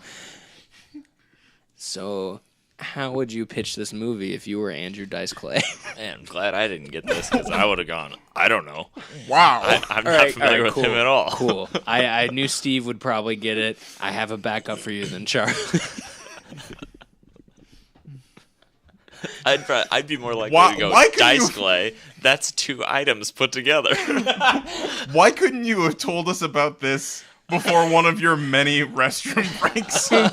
Man, I wanted to tell you guys, but at the same time, I thought it would be better if it was like off the cuff. Yeah, Just raw. go. I mean, it's a bonus question. I know. Yeah, He's going to give me and somebody the thing different, is- so I'm not going to Yeah, have and any the thing time is, to at the end of the day, you know how Andrew Dice Clay talks, No, and so I you could do. just be like, "Hey, oh, Well, I'm on. hickory dickory duck." I mean, I'm trying to come Suck up with. my oh. Yeah, the killer sucked on my cock. Oh, hey, oh. You can't say cock. You got to go. No, I oh. mean, no, Andrew Dice No, Clay. Andrew Dice Clay. totally Oh, just okay, says cock. okay. I mean, that whole like kind of joke line is an Andrew Dice Clay. Yeah. Like he made that Gotcha. shit up. Okay. I mean, he's the guy with the fucking fingerless gloves and chains. And Oh, he's like, okay. yeah. Oh, he's like, Minor. oh. Yeah. Roses are red, violets are blue. The killer could be any one of you. Oh, hey. Oh. That's all I've got. That's good. And he comes in with a poster of the one guy into the 7 kids. Well, of and souls. then I'm imagining you keep doing this thing where you're pulling up your shirt and you're like, I hey, gotta readjust my chains. Yeah, he has multiple chains across his neck. Man, Andrew Dice Clay, what a character. Yeah. Don't forget it's a good thing that I wore my fingerless gloves. Why was he ever famous? I literally cannot tell. No, because I really don't know. Man, what a guy. I'm sure he's a great person. We could probably get him on our podcast. Probably. Oddly enough, we actually probably could afford it. I got the Kohl's cash lying around. He'd be like, I was in Entourage. What's wrong with you? Yes, so was a lot of other people, dude. I could have been an Entourage if I asked. Maybe in the beginning. Yeah, maybe. No, people loved that shit for some reason. And I actually kind of... the show's all right. It definitely, doesn't... this isn't the Entourage. Personally not a fan. Yeah, no, it's not like it's the best thing ever, but it's not I will say the it has worst its thing moments. ever. Yeah. So, Charlie, I'll give you something more along your line. So, same setup. Mr. Lamb, because now I'm Mr. Lamb. Because I don't really like the secretary as much, so they can't talk to me on a personal level. Senior Lamb. And so they say, Mr. Lamb. That wasn't me trying to say they're new. that the assistant was Latino in any way.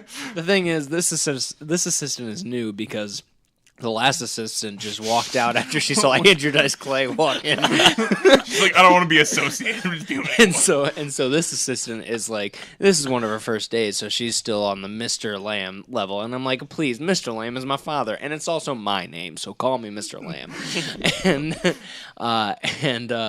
She's like, George A. Romero wants to do a new movie, and I say, okay, we'll let him in. No, actually, he sent his representative, Chris Tucker, to pitch this movie. Can you? Okay, I'll put this as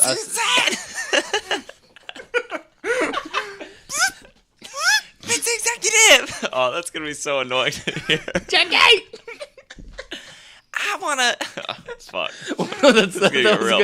That was gonna be the next question. Does that sound racist, or does it just sound like loud? It sounds like just loud. Okay. It's just as long as it doesn't sound racist, it's gonna be so loud. bad. Do it back. You'll be like, Jackie. What's your? It's Tyler. I want to pitch to you a movie where the main female character starts out fingering herself. And that's the first scene. And a guy wants to lick her vagina. And she goes, man, I'm only into chicks. I wish there was another bitch in this litter. And then I want them to go to a ferry and get on a boat and drive to this island and fight these Irish motherfuckers that are trying to kill each other, and everybody just dies in the Man, end. this is a long elevator. That was 30 seconds, this right? pitch. No, I don't know. That was literally the worst time for you to bring that up for me. Like that, the start of that pitch, I was like, well, Well, I'm a little disappointed there was not a single Jackie. Well, that's how I tried to do the Tyler Yeah, thing. yeah. And I tried to do the little Fifth Element. Yeah, Or you whatever got- the you fuck got- he does. yeah. Zat, Oh, Zat. that's another It's not movie. even close. I guess I will tell you guys that I think that is going to be a recurring question. Okay. Not the same characters, but I'm going to ask you. that's a solid one actually. He had to pick one of the people with the most grating voices of all time. I thought for sure you could do Owen Wilson or something easy. No, not only did you give me someone who has like a grating New York accent, you gave me a guy who's just nursery rhymes. Yeah, he repurposes nursery rhymes. Like no, that's why. That's why if you had had time, that's why I think he could have made. I know, yeah. That's why. Honestly, how about this? Okay, first off. I do like both of those. Like those are both good. Okay. But Steve, if you want, you can come back on the prequel and give a actual like I had time to prep for a okay. I'm down with that. Okay, yeah, do that. It's not going to affect. I mean, at the end of the day, even if you win or lose, like it's not going to affect that. But like I'm going to give you a chance to actually do an Andrew Dice Clay nursery rhyme joke off of your movie. One blind kid. Charlie, you fucking taking all my shit. Oh fuck. Okay, that's actually a hard one to do because Charlie had the. I mean, it's not hard to imitate. Chris Tucker, but the stuff you said was funny, and then Steve, your repurpose of Rose Red was good on the off the cuff, or on the cuff. It was good for either cuff. Yeah. So I'm just gonna go ahead and ask Charlie, what were your real thoughts? No, not real thoughts. Final thoughts. I'm sorry, I wrote real thoughts for some reason, but final thoughts is what I'm looking for. It depends. Are you how are you weighing on this? Because I have a shit ton of notes and stuff, but I was just gonna do it afterwards. So you were only going off your points and not I have my points, but I would like to hear some stuff depending on. Honestly, I don't know what I think with the because it would mainly just be me listing off sweet kills and funny shit.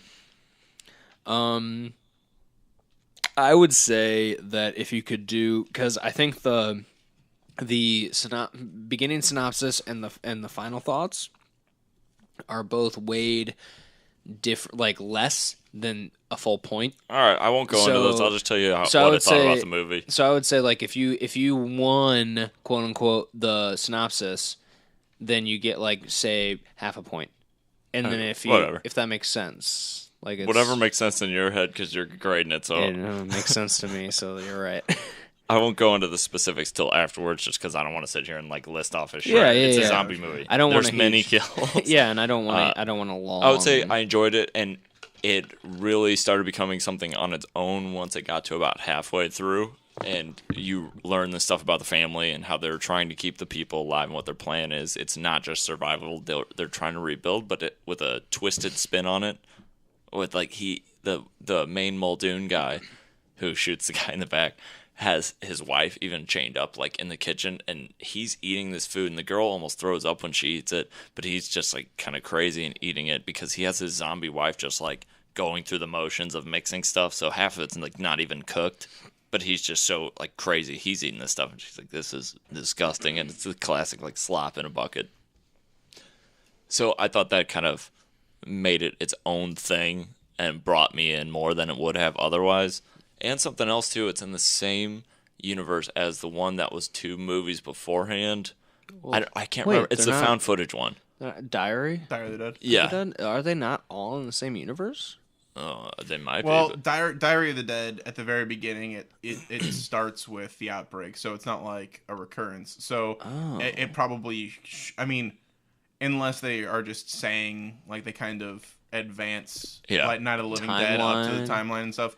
Like, it would technically not be in the same universe. I always just assumed that they were all in the same like series, pretty much. Because then he talks about how he met those kids, and they showed footage, I believe, from Diary of the Dead, where they run into like some military guys, and they come on the bus and stuff. It's that guy. Gotcha. And then his. Do they ever go onto the bus? I don't understand. Sorry. Oh, so they only come on the bus and don't go on to it. Back at it again with a great joke. So, and I No, it's actually actually- like Diary of the Dead, so that was kind of cool. But every time they get on the bus, they play the Venga Boys. I've never seen Diary of the Dead. It's worth watching, Yeah, I would say. that's what I just hear. for I hear fun. it's actually pretty good. Yeah, so then this being that character, but just where he goes after he leaves them and going on. Yes. I just thought it was an interesting take, too, and that the zombies... Which was kind of cool because he was like, "No, I'm not gonna go into like your death trap house with." Like, Yes. He's like, "This is not a good idea. I'm leaving." and he essentially says, like, you're all fucking dumb, Yeah. and leaves them. So, and it was cool, too, seeing the family, like, the battle really being between those families, and they truly did not give a shit about anything else other than trying to keep their family, like their dead family members, alive enough to hopefully find a cure, and then hating the other families. Like, with no sympathy, especially for the one dude to turn his back to speak to his dying daughter Yeah. and blowing him away. Okay, so Steve, let's hear some final thoughts. It held my interest. It was really good. The main character, I don't know if either of you have seen Bates Motel, but the main character was played by the guy who plays the older brother in Bates Motel. I thought you were gonna say the main character. I was like, oh, so the good doctor character. No, not him. The guy who plays Dylan. So, and he's a lot smaller, and like he does look like he's in high school in this movie. Okay. But they do a really good job of kind of making you think it could be him because he kind of is acting a lot like his father was at the beginning of the movie. He's kind of taking on some, like, throughout the movie, he's acting weird. They talk about him having recurrence of migraines and things like that in school. Like, they do it without saying, like, going to a doctor with, like, look, so you're having a lot of migraine. Like, he's in class, and when something happens, the teacher's like, is this another one of your migraines? They kind of put it in without it just kind of feeling overt. And then there's a scene where he's with his best friend and he starts like mirroring him exactly, and it goes for a while and it looks really good until his friend slaps him and he's like he's like, dude, you're freaking me out, stop it.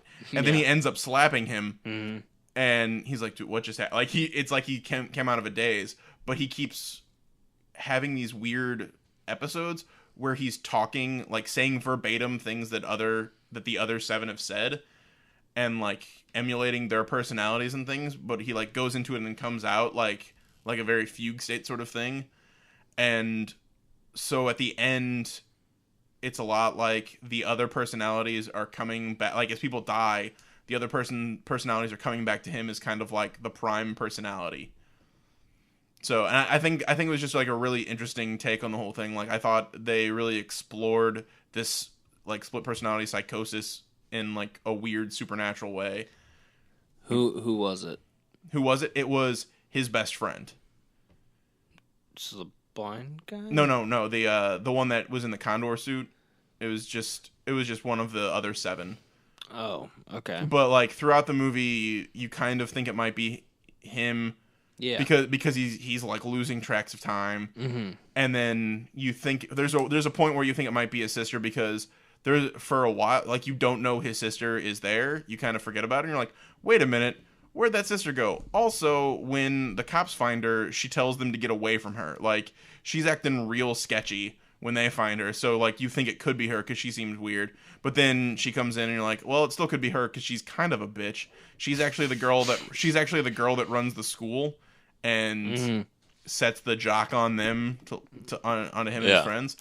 So they kind of do a lot, or like a pretty good job of not knowing who the killer could be for a while until the very end where it kind of becomes obvious when you're like, okay, well, it's not him, it's not her. There's only one person left now. But that doesn't happen until like right at the very end because at the time, Jerome, the blind one, is still MIA, so they still leave one extra person, and there's still the possibility of it being the Ripper, like the original Ripper. Yeah. Okay. So I thought it was really good of them kind of like leaving clues around, and then kind of you don't think it's the main character, Adam, because you're like, that's a little too on the nose. Yeah. But they still give enough in there that you're like, if they kind of try to pull one over on me and circle back around to him, I'm not going to be too shocked. Yeah. So I have all the tally in after all that. Everything's in. So I'll read off what I have, and legitimately I did not plan this out. It's pretty much exactly like a one of you one by one, just like how it was last time. One like by it's, one. Yeah, one by one. It's not. I mean, as I like near the end, I was like, oh shit, like I need to add more things in. Yeah, I was like, damn it, I gotta. So I'll read off in order of how who won what. So the first spook, that went to Charlie for the underwater zombie. I thought that was it took everything in my power not to be like, that sounds fucking awesome. Yeah, that was great. And then the first goof also went to Charlie with the zombie and the nuts. I thought that was pretty funny. That's respectable. No, like he said that, and then I was like, so I got a blind kid going into a girl's bathroom. But then the idiot moment went to you, Steve, for the blind kid. I thought that was a lot funnier than the zombie photos. Although that wasn't supposed to be funny. Yeah, no, though, I understand. but- I understand that. I thought it was a lot more. I don't know how to explain it. Like I It was a lot more like, wait a minute. WTF? Yeah. It was. There's a lot more behind it where it was like, what? And then did we went to spooks and goofs after that as well? Or did we go to I think director? so. I think we went to director. Okay, well, director went to Steve as well. The way he explained it, I felt like he had more instances where it was like, yeah, this is something Wes Craven would do, as opposed to what George. He had more, almost cliches to a Wes Craven movie, which I think Wes Craven definitely has more specific style. Whereas Romero, it's like, it's zombies, fucking zombie. Yeah, that's what when I said that there were zombies in it. Yeah, when I said it, I was like, man, that's almost like against Charlie because it's like George A. Romero, just zombie movies. Like, so it's hard to do it like, hey, this is his specific flavor. And then the second scare also went to you, Charlie, with the scalp, the tearing the scalp off. No, totally respect. Once again, I totally respect that. I was. I mean, when you said it, I thought in my head, "Oh shit!" But I was like, I can't say that out loud because Charlie just said he said, "Oh shit" when he saw it. But the second goof went to Steve with the vomit and the shit and all that stuff like that. Just seemed. I don't even remember what mine was. Yours was the thing. Yours. I just wrote down all dead. For your goof. Yeah, I was real confident in that one. Yeah, yours was he turns around and gets shot in the back, and then they just kill everybody. Fecal plays a pretty reliable gag. And I'm not gonna count the imitation thing because I legitimately liked both of your answers enough that I was like, I can weigh the pre and post synopses, and as far as everything goes, man, I just. It was a hard realization to come to for either of you. Like both of them, I was like, man, I want to watch either of these movies. I like Wes Craven. I like the Romero movies. I like, but at the end of the day, how it was presented, I'm gonna have to go with Survival of the Dead. Damn. Cool. The plot seemed to me to have more detail to it than the My Soul to Take plot. It seemed like My Soul to Take was just kind of like, I mean, the My Soul to Take seemed original in a way. Like it seemed original in how it was like, oh, these kids are blah blah, but it just seemed like one storyline. Whereas Charlie's Survival of the Dead seemed like it was these people dealing with this, then having to move here, and now they're dealing with this, and it's like, oh, it's a zombie movie, but not just that. Oh, hey, this shit's going down, and that's always kind of cool. Where it's like the villain of the movie is almost like the background of the movie sometimes. Like, and I don't know. I don't know if it's just like a secondary plot point. Yeah, and I don't know. And because it's zombies are perfect for that. Where it's just like this weird oppressive thing that people have learned to deal with because zombies are shitty. Like they're a good horror villain, but they're not like a horror villain with They're a good looming threat. Exactly. Like it's not like a vampire, which is like it's Sexy. coming for you. Yeah, it's coming for you. It knows how to get to you, But and it can't you get can't inside away your. from It can't get inside your house, no matter what it does. But like with zombies, like they're just there, and like you learn to work around them, sort of things. Like you can't work around a vampire because he will like. What are you talking about? I just told you. If they knock on your door and they say like, "Hey, can I come in?" You just go no. And shut the door. Bam. Worked around that vampire. And then he burns your house down.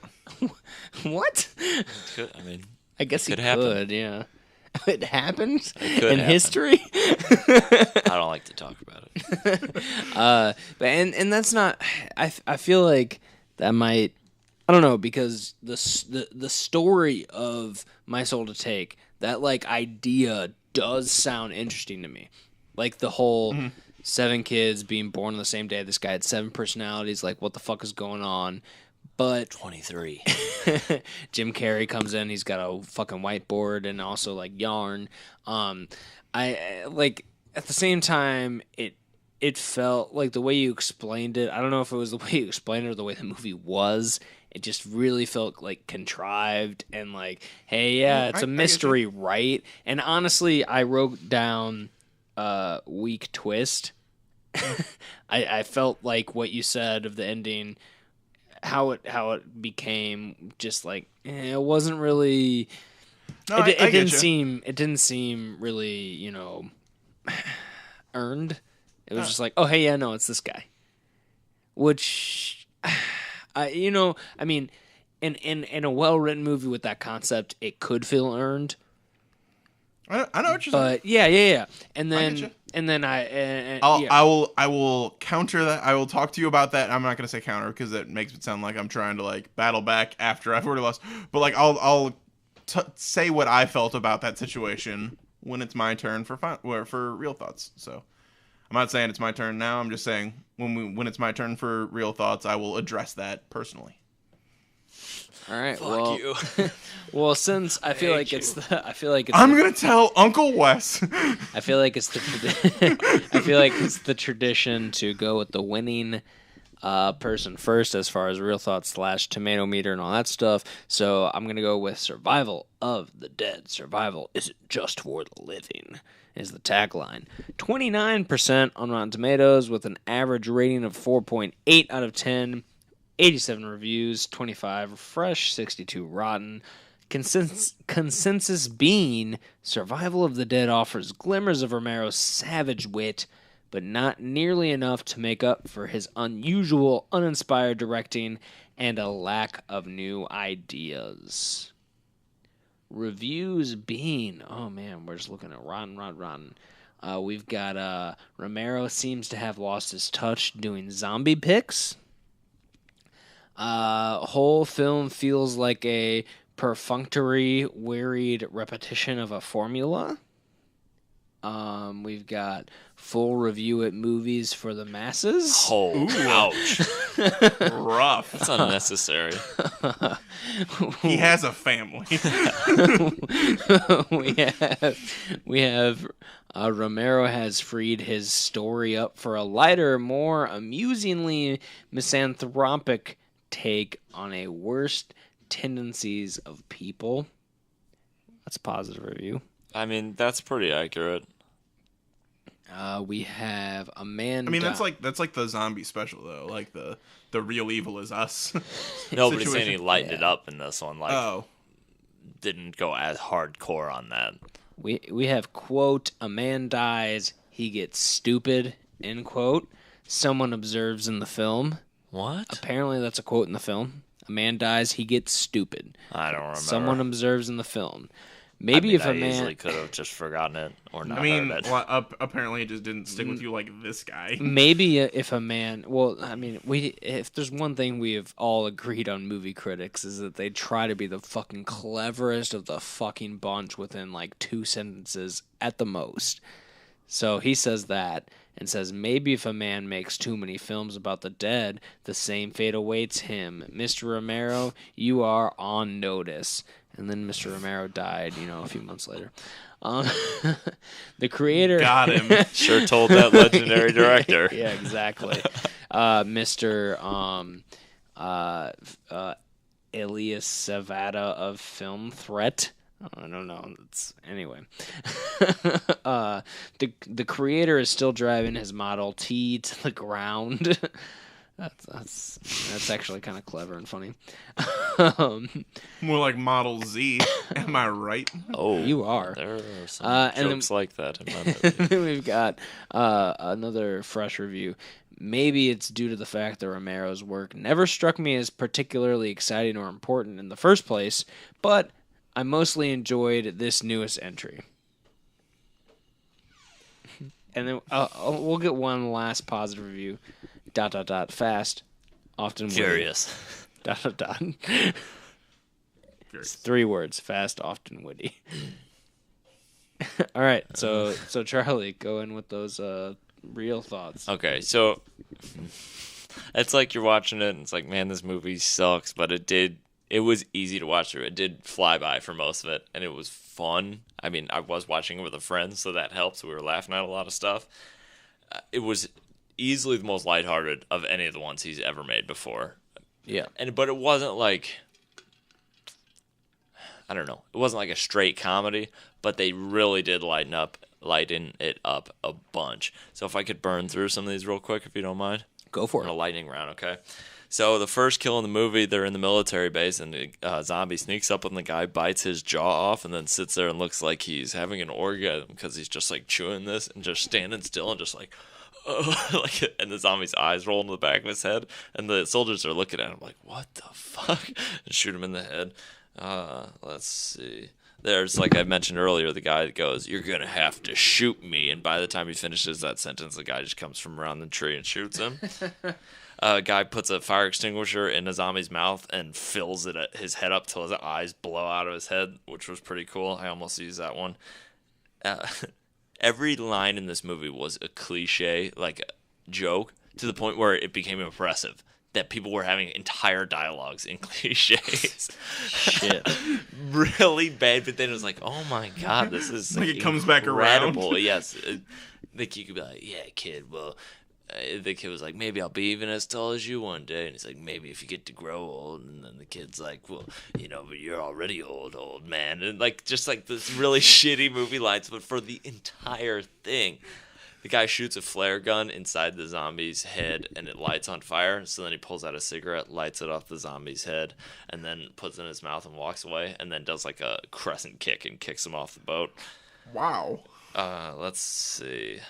That death had twists and turns.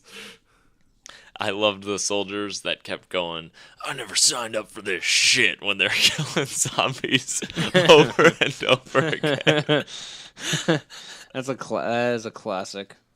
The Do you have a couple more? The main female did, honestly, the first scene of her is of her wildly attacking her own body with a guy right next to her watching a Jimmy Kimmel like clip on his iPad because the internet still works for some reason. It's not a real Jimmy Kimmel. It's like a parody. I was going to say, is the yoga pants girl. No, but it's the first thing is him going, hey, so what do they say about zombie? Why do zombies... Andrew Dice Clay? No, but it's like, hey, kind of. It's like, why? But he clearly like looked like Jimmy Kimmel. It's like, why do zombies give the best blowjobs? It's like, okay, because they don't have. Apparently, there's no FCC. They said you could put anything in front of them. They'll put it in their mouths. Wow. Yeah. But apparently there's no FCC once there are zombies. The tech kid is like talking shit on this guy for having a nice like rugged military laptop. They don't look pretty, but they look like nice like laptops. And he's like, shh, that thing's a piece of junk. This is high tech. And he holds it up, and the guy's watching a video on it. And it's an iPod Touch. And it's a video of the Irish guy's advertisement to go to the island. He's talking about, this is our Irish safe space, and this is what we'll go. It's like, oh my god. It's like so blatantly like political and okay. The old guy, the oldest O'Leary, I'm almost done. Yeah, is running to try and catch the ferry, and this is an old man. He's probably in his 60s. Not like about to die, but just like he's an older man. Yeah. And he's like hobbling along kind of like Sylvester Stallone style in the end of Expendables. And then it cuts to clearly a stunt actor who does about a 15-foot jump from the dock to to the ferry and takes the harsh metal edge in his gut, just like ugh, like climbing on the ledge, and then climbs back up, and then cut back to it being him like getting up. So, yeah, okay, sure. Wait, no, you said he was running. Yeah, there's a river called Pussyfoot, and they beat the shit out of making jokes about that. Some of the zombies ride horses. They just, Okay. But just like right by people. So that's just like their routine. They just like ride horses around the island. Okay. I mean, that sounds terrifying, though, zombies on horses. Yeah, the military guy. No, but they don't even try and attack people. Okay. Well, because they're going by too fast. They're like, Yeah.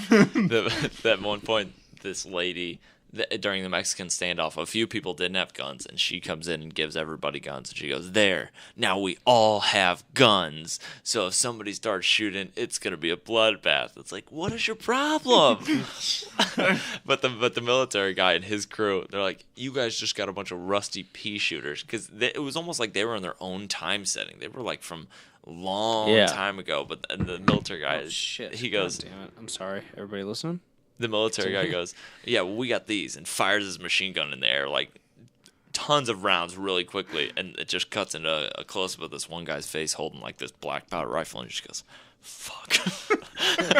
Which was so funny. No, that's like that one episode of Futurama when they have to fight the Star Trek people, when they're like, we could tie these caterpillars up and make bows and arrows, and then Bender's like, or we could use these machine guns I find behind this rock, and then he just fires them until they're out of bullets. Yeah, that's pretty good. Those were most of the notes that I had. Okay, well, we're going to go into My Soul to Take, which Worth is watching, though, for fun, like with friends. Yeah.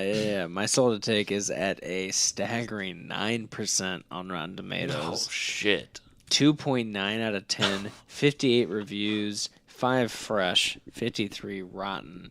Critics' consensus being dull, joyless, and formulaic. My Soul to Take suggests writer-director Wes Craven ended his 5-year filmmaking hiatus too soon. And then the man died.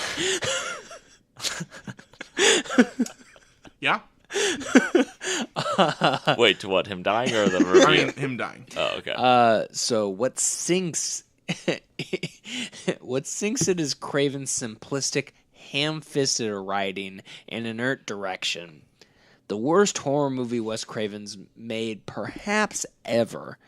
A puzzle with no solutions, a tale with a twist that isn't a twist at all. There are plenty of formulary. Sorry, Formulary, the cable guy.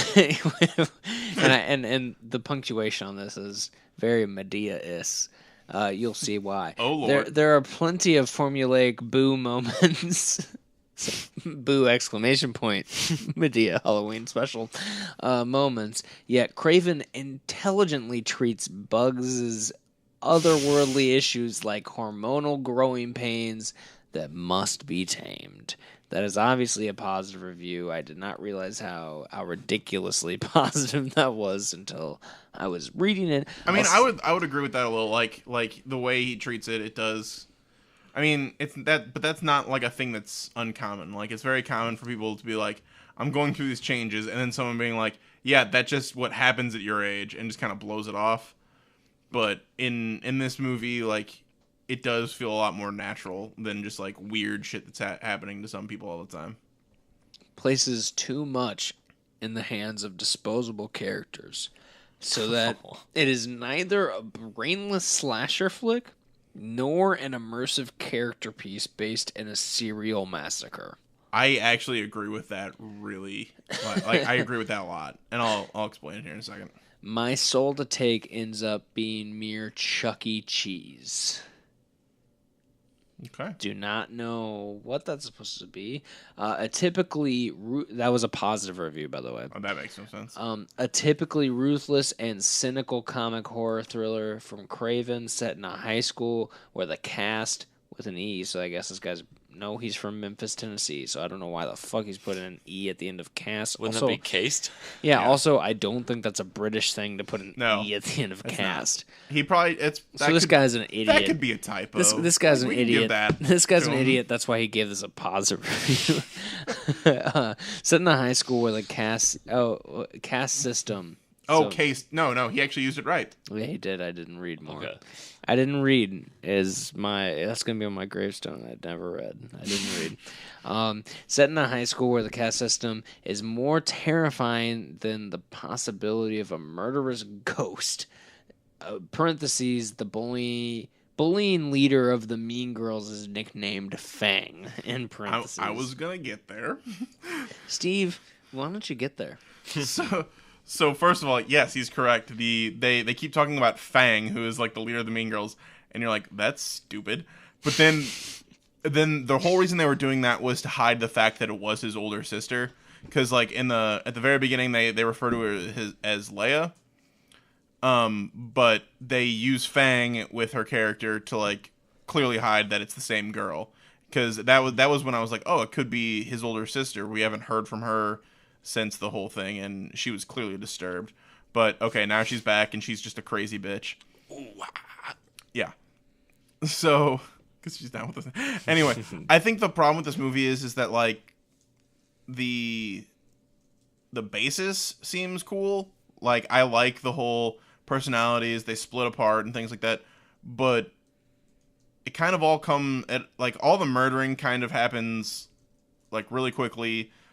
A lot of the characters don't get developed well. Like what I think they should have done is, rather than this every year they meet and do this thing, what they should have done is, because it's their 16th birthday, they all decide to like do some sort of sleepover at like the house that Just murdered like a everybody big, in. like a big orgy. Kind Yeah. Of thing. No. Just get put what you're them saying. put them all together and then kind of make it like a whodunit in the house as Yeah. like people get picked off. And then like maybe more people, like they could have more people in the school there or things like that, or just like, oh, we were supposed to be alone, but I snuck in this person, or I snuck in, my sister, or things like that. And then Plus, if they were all in the same room and it kept switching between all of them, then that would be And honestly, well, yeah. interesting. You know? Or then like because it's like their 16th birthday, that's when they start kind of getting more of the personalities. And that was another thing. Like we didn't have enough time to spend with the personalities, so like we didn't really get a feel for them. So that these characters are just like, well, I guess that's one of the personalities. Yeah. Yeah, I think that it's a good concept, but it felt like I mean, and the movie was it's only like an hour and 45 minutes. Okay. So like they didn't even spend. They could have spent more time developing the original character and then developing the personalities and the characters. Sort of I mean, but it's a decent concept, but it felt like Wes Craven couldn't be fucked to actually develop it. And- you know what I mean? Yeah, Like it was and a like, lot of the dialogue between the characters was like just ridiculous. Like the girl who was really religious. At one point, Adam's going to the principal's office for the whole Condor fiasco. Yeah. So he's waiting there, and the religious girl comes by, and she actually informs him that Brandon the bully has impregnated 2 girls at this point. One of them is the principal's 15-year-old daughter. So Okay. that's a fun story. Yeah. But he's like talking to her, and he's like, yeah. She's like, if you want, you can come pray with us. And he's like, no, I got to go talk to the father. And like, haha, prayer father, it's a big joke. And she's like, and as she's walking away, she says the line, well, if it gets too hot, you can always just turn on the prayer conditioning. And I was like, oh my God, why? Yikes.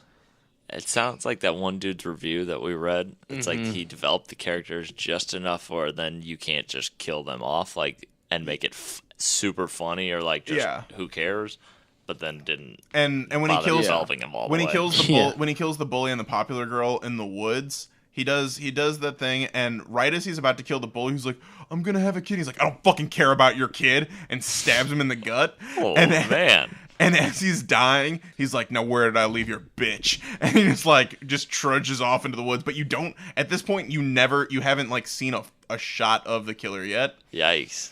And he actually kills the popular girl by like, you don't see it. You just see her legs come off the ground as he's, like, choking her, and then just, like, blood starts drenching down her body. Jeez. And then it kind of shows a shot from above her, and just, like, blood dripping off of her into a puddle on the ground.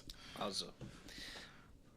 All right. Well, but the thing is like, I almost think that was this a PG-13 movie? I think so. Yeah, because I was gonna say, because like, you don't see a lot. Which that in itself is a travesty to Wes Craven. Right. I saw, it'll be we'll talk about it more on the next prequel episode, but I saw Happy Death Day, and going in, I thought it was rated R, and going in I saw, like, I looked at my ticket and said PG-13, and I got bummed. I was like, oh, what? Like, oh, man, I'm about to go into a fucking slasher movie, and this shit's PG-13. Like, I definitely, like, my hopes went down a few notches on the movie. That's always just a, but then again, I mean, I guess by the time this releases, that shit has been making fucking money, and I'm sure the fact that it's PG-13 that we talked about goes in. Yeah, the fact that we talked about it is the fact that it's PG-13 probably is letting some people get into it. Easily that adds to it. And teens want to go and, like, exactly. Halloween time with friends, and exactly. It doesn't matter how, like, not scary or what they think about the movie. They're like, oh, hey, this movie has death in the title and it's PG-13, and we can get in without our parents. Yeah. It's like Cabin in the Woods. Like, I think it might have done shit in theaters because it's rated R, and so it's like rated R and kind of niche, and like kind of like Happy Death Day. I heard they were giving away those fidget spinners, like, for Valerian. Well, wait, they're giving the Valerian fidget spinners away? Then definitely I'll go. They have so many left over. It's just a fidget spinner with candles on each end because it's your death day, so you got to blow out the candles. But yeah, no. So that's about it, I guess. I guess we'll wrap it up. There's not anything else that we do that I'm skipping, is there? We did all the final thoughts. We did the shout outs that Steve is going to do right now. So we've got we'll go on we'll start with our patron. And I say that in a way that, like, they helped us get started, which is... Okay, I was going to say, don't... Because it sounds like Patreon. We don't have a Patreon yet. But... But, our Sexy Cousin podcast, of course, Three Wise Media. Oh, yeah. Good, I'm really glad our soundboard is working again.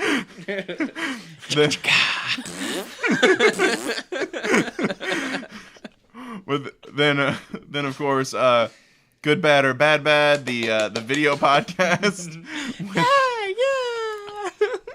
And then that goes along with that is, of course, This Film Is Lit, which is another podcast. And they just I listened to their they just came out with a Blade Runner one. Ooh, which is pretty good. Cool. I would recommend, if you're a podcaster like myself, like you like listening to podcasts, This Film Is Lit is definitely, they've done some pretty interesting stuff. And then also, same with Three Wise, I think they just did a Blade Runner episode where they just talked about the movie. Is pretty good. And then you're about to mention Beyond the Blast Doors, the Star Wars podcast. Yeah. I mean, if you like podcasts, you're just in the fucking zone at this point. And let's not forget Critical Misadventure, the Dungeons and Dragons podcast. Yeah, beautifully edited. Like, I don't know who it is specifically that edits those together, but a lot of great sound effects and all that stuff. Like, really time spent into editing those episodes. And then those that have helped us out, which was Scott Blackwell for our graphics, and Jeremy Lamb, of course, for our intro theme. And I believe I believe that's it. That is all. Charlie, I know you've got just a shit ton to plug today. So if you just go ahead and do that. Are you finally getting those hair plugs? Yeah, I was gonna give a quick apology to Chris Tucker. I know you're a big listener, and I just wanted you to know that you're gonna damage his performance in Rush Hour 4. He apologizes to Chris Tucker, but not the estate of Mickey Rooney. Well, I was only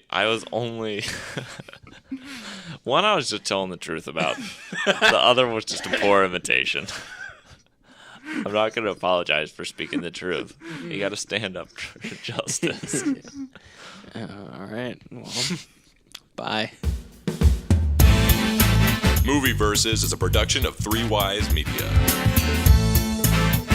For more information, check us out on Facebook.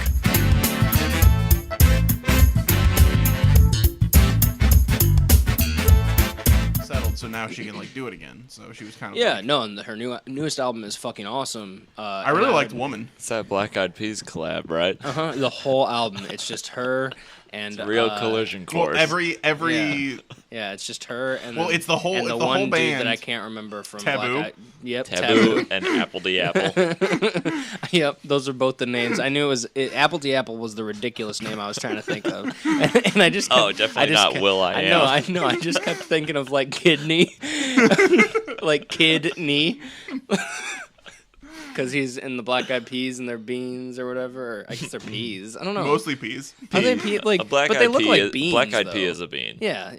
And then his name would be Kidney, like a kidney bean. Yeah. I don't know. I think my name's better. He should just, one of them two. No, And No, Fergie's, Taboo should change his Fergie's name. like, I'm Boston baked. Taboo should change his name to Kidney Kidney. because Actually, Apple I the like- Apple is I think- good. I like Apple the Apple. That's, I think I'm fucking with I think that. Kidney should just be like a new rapper name. My name is Kidney. And then he can become senator. Damn, boys! I think we just got a new buffer. It's been a while since I put anything in after the thing.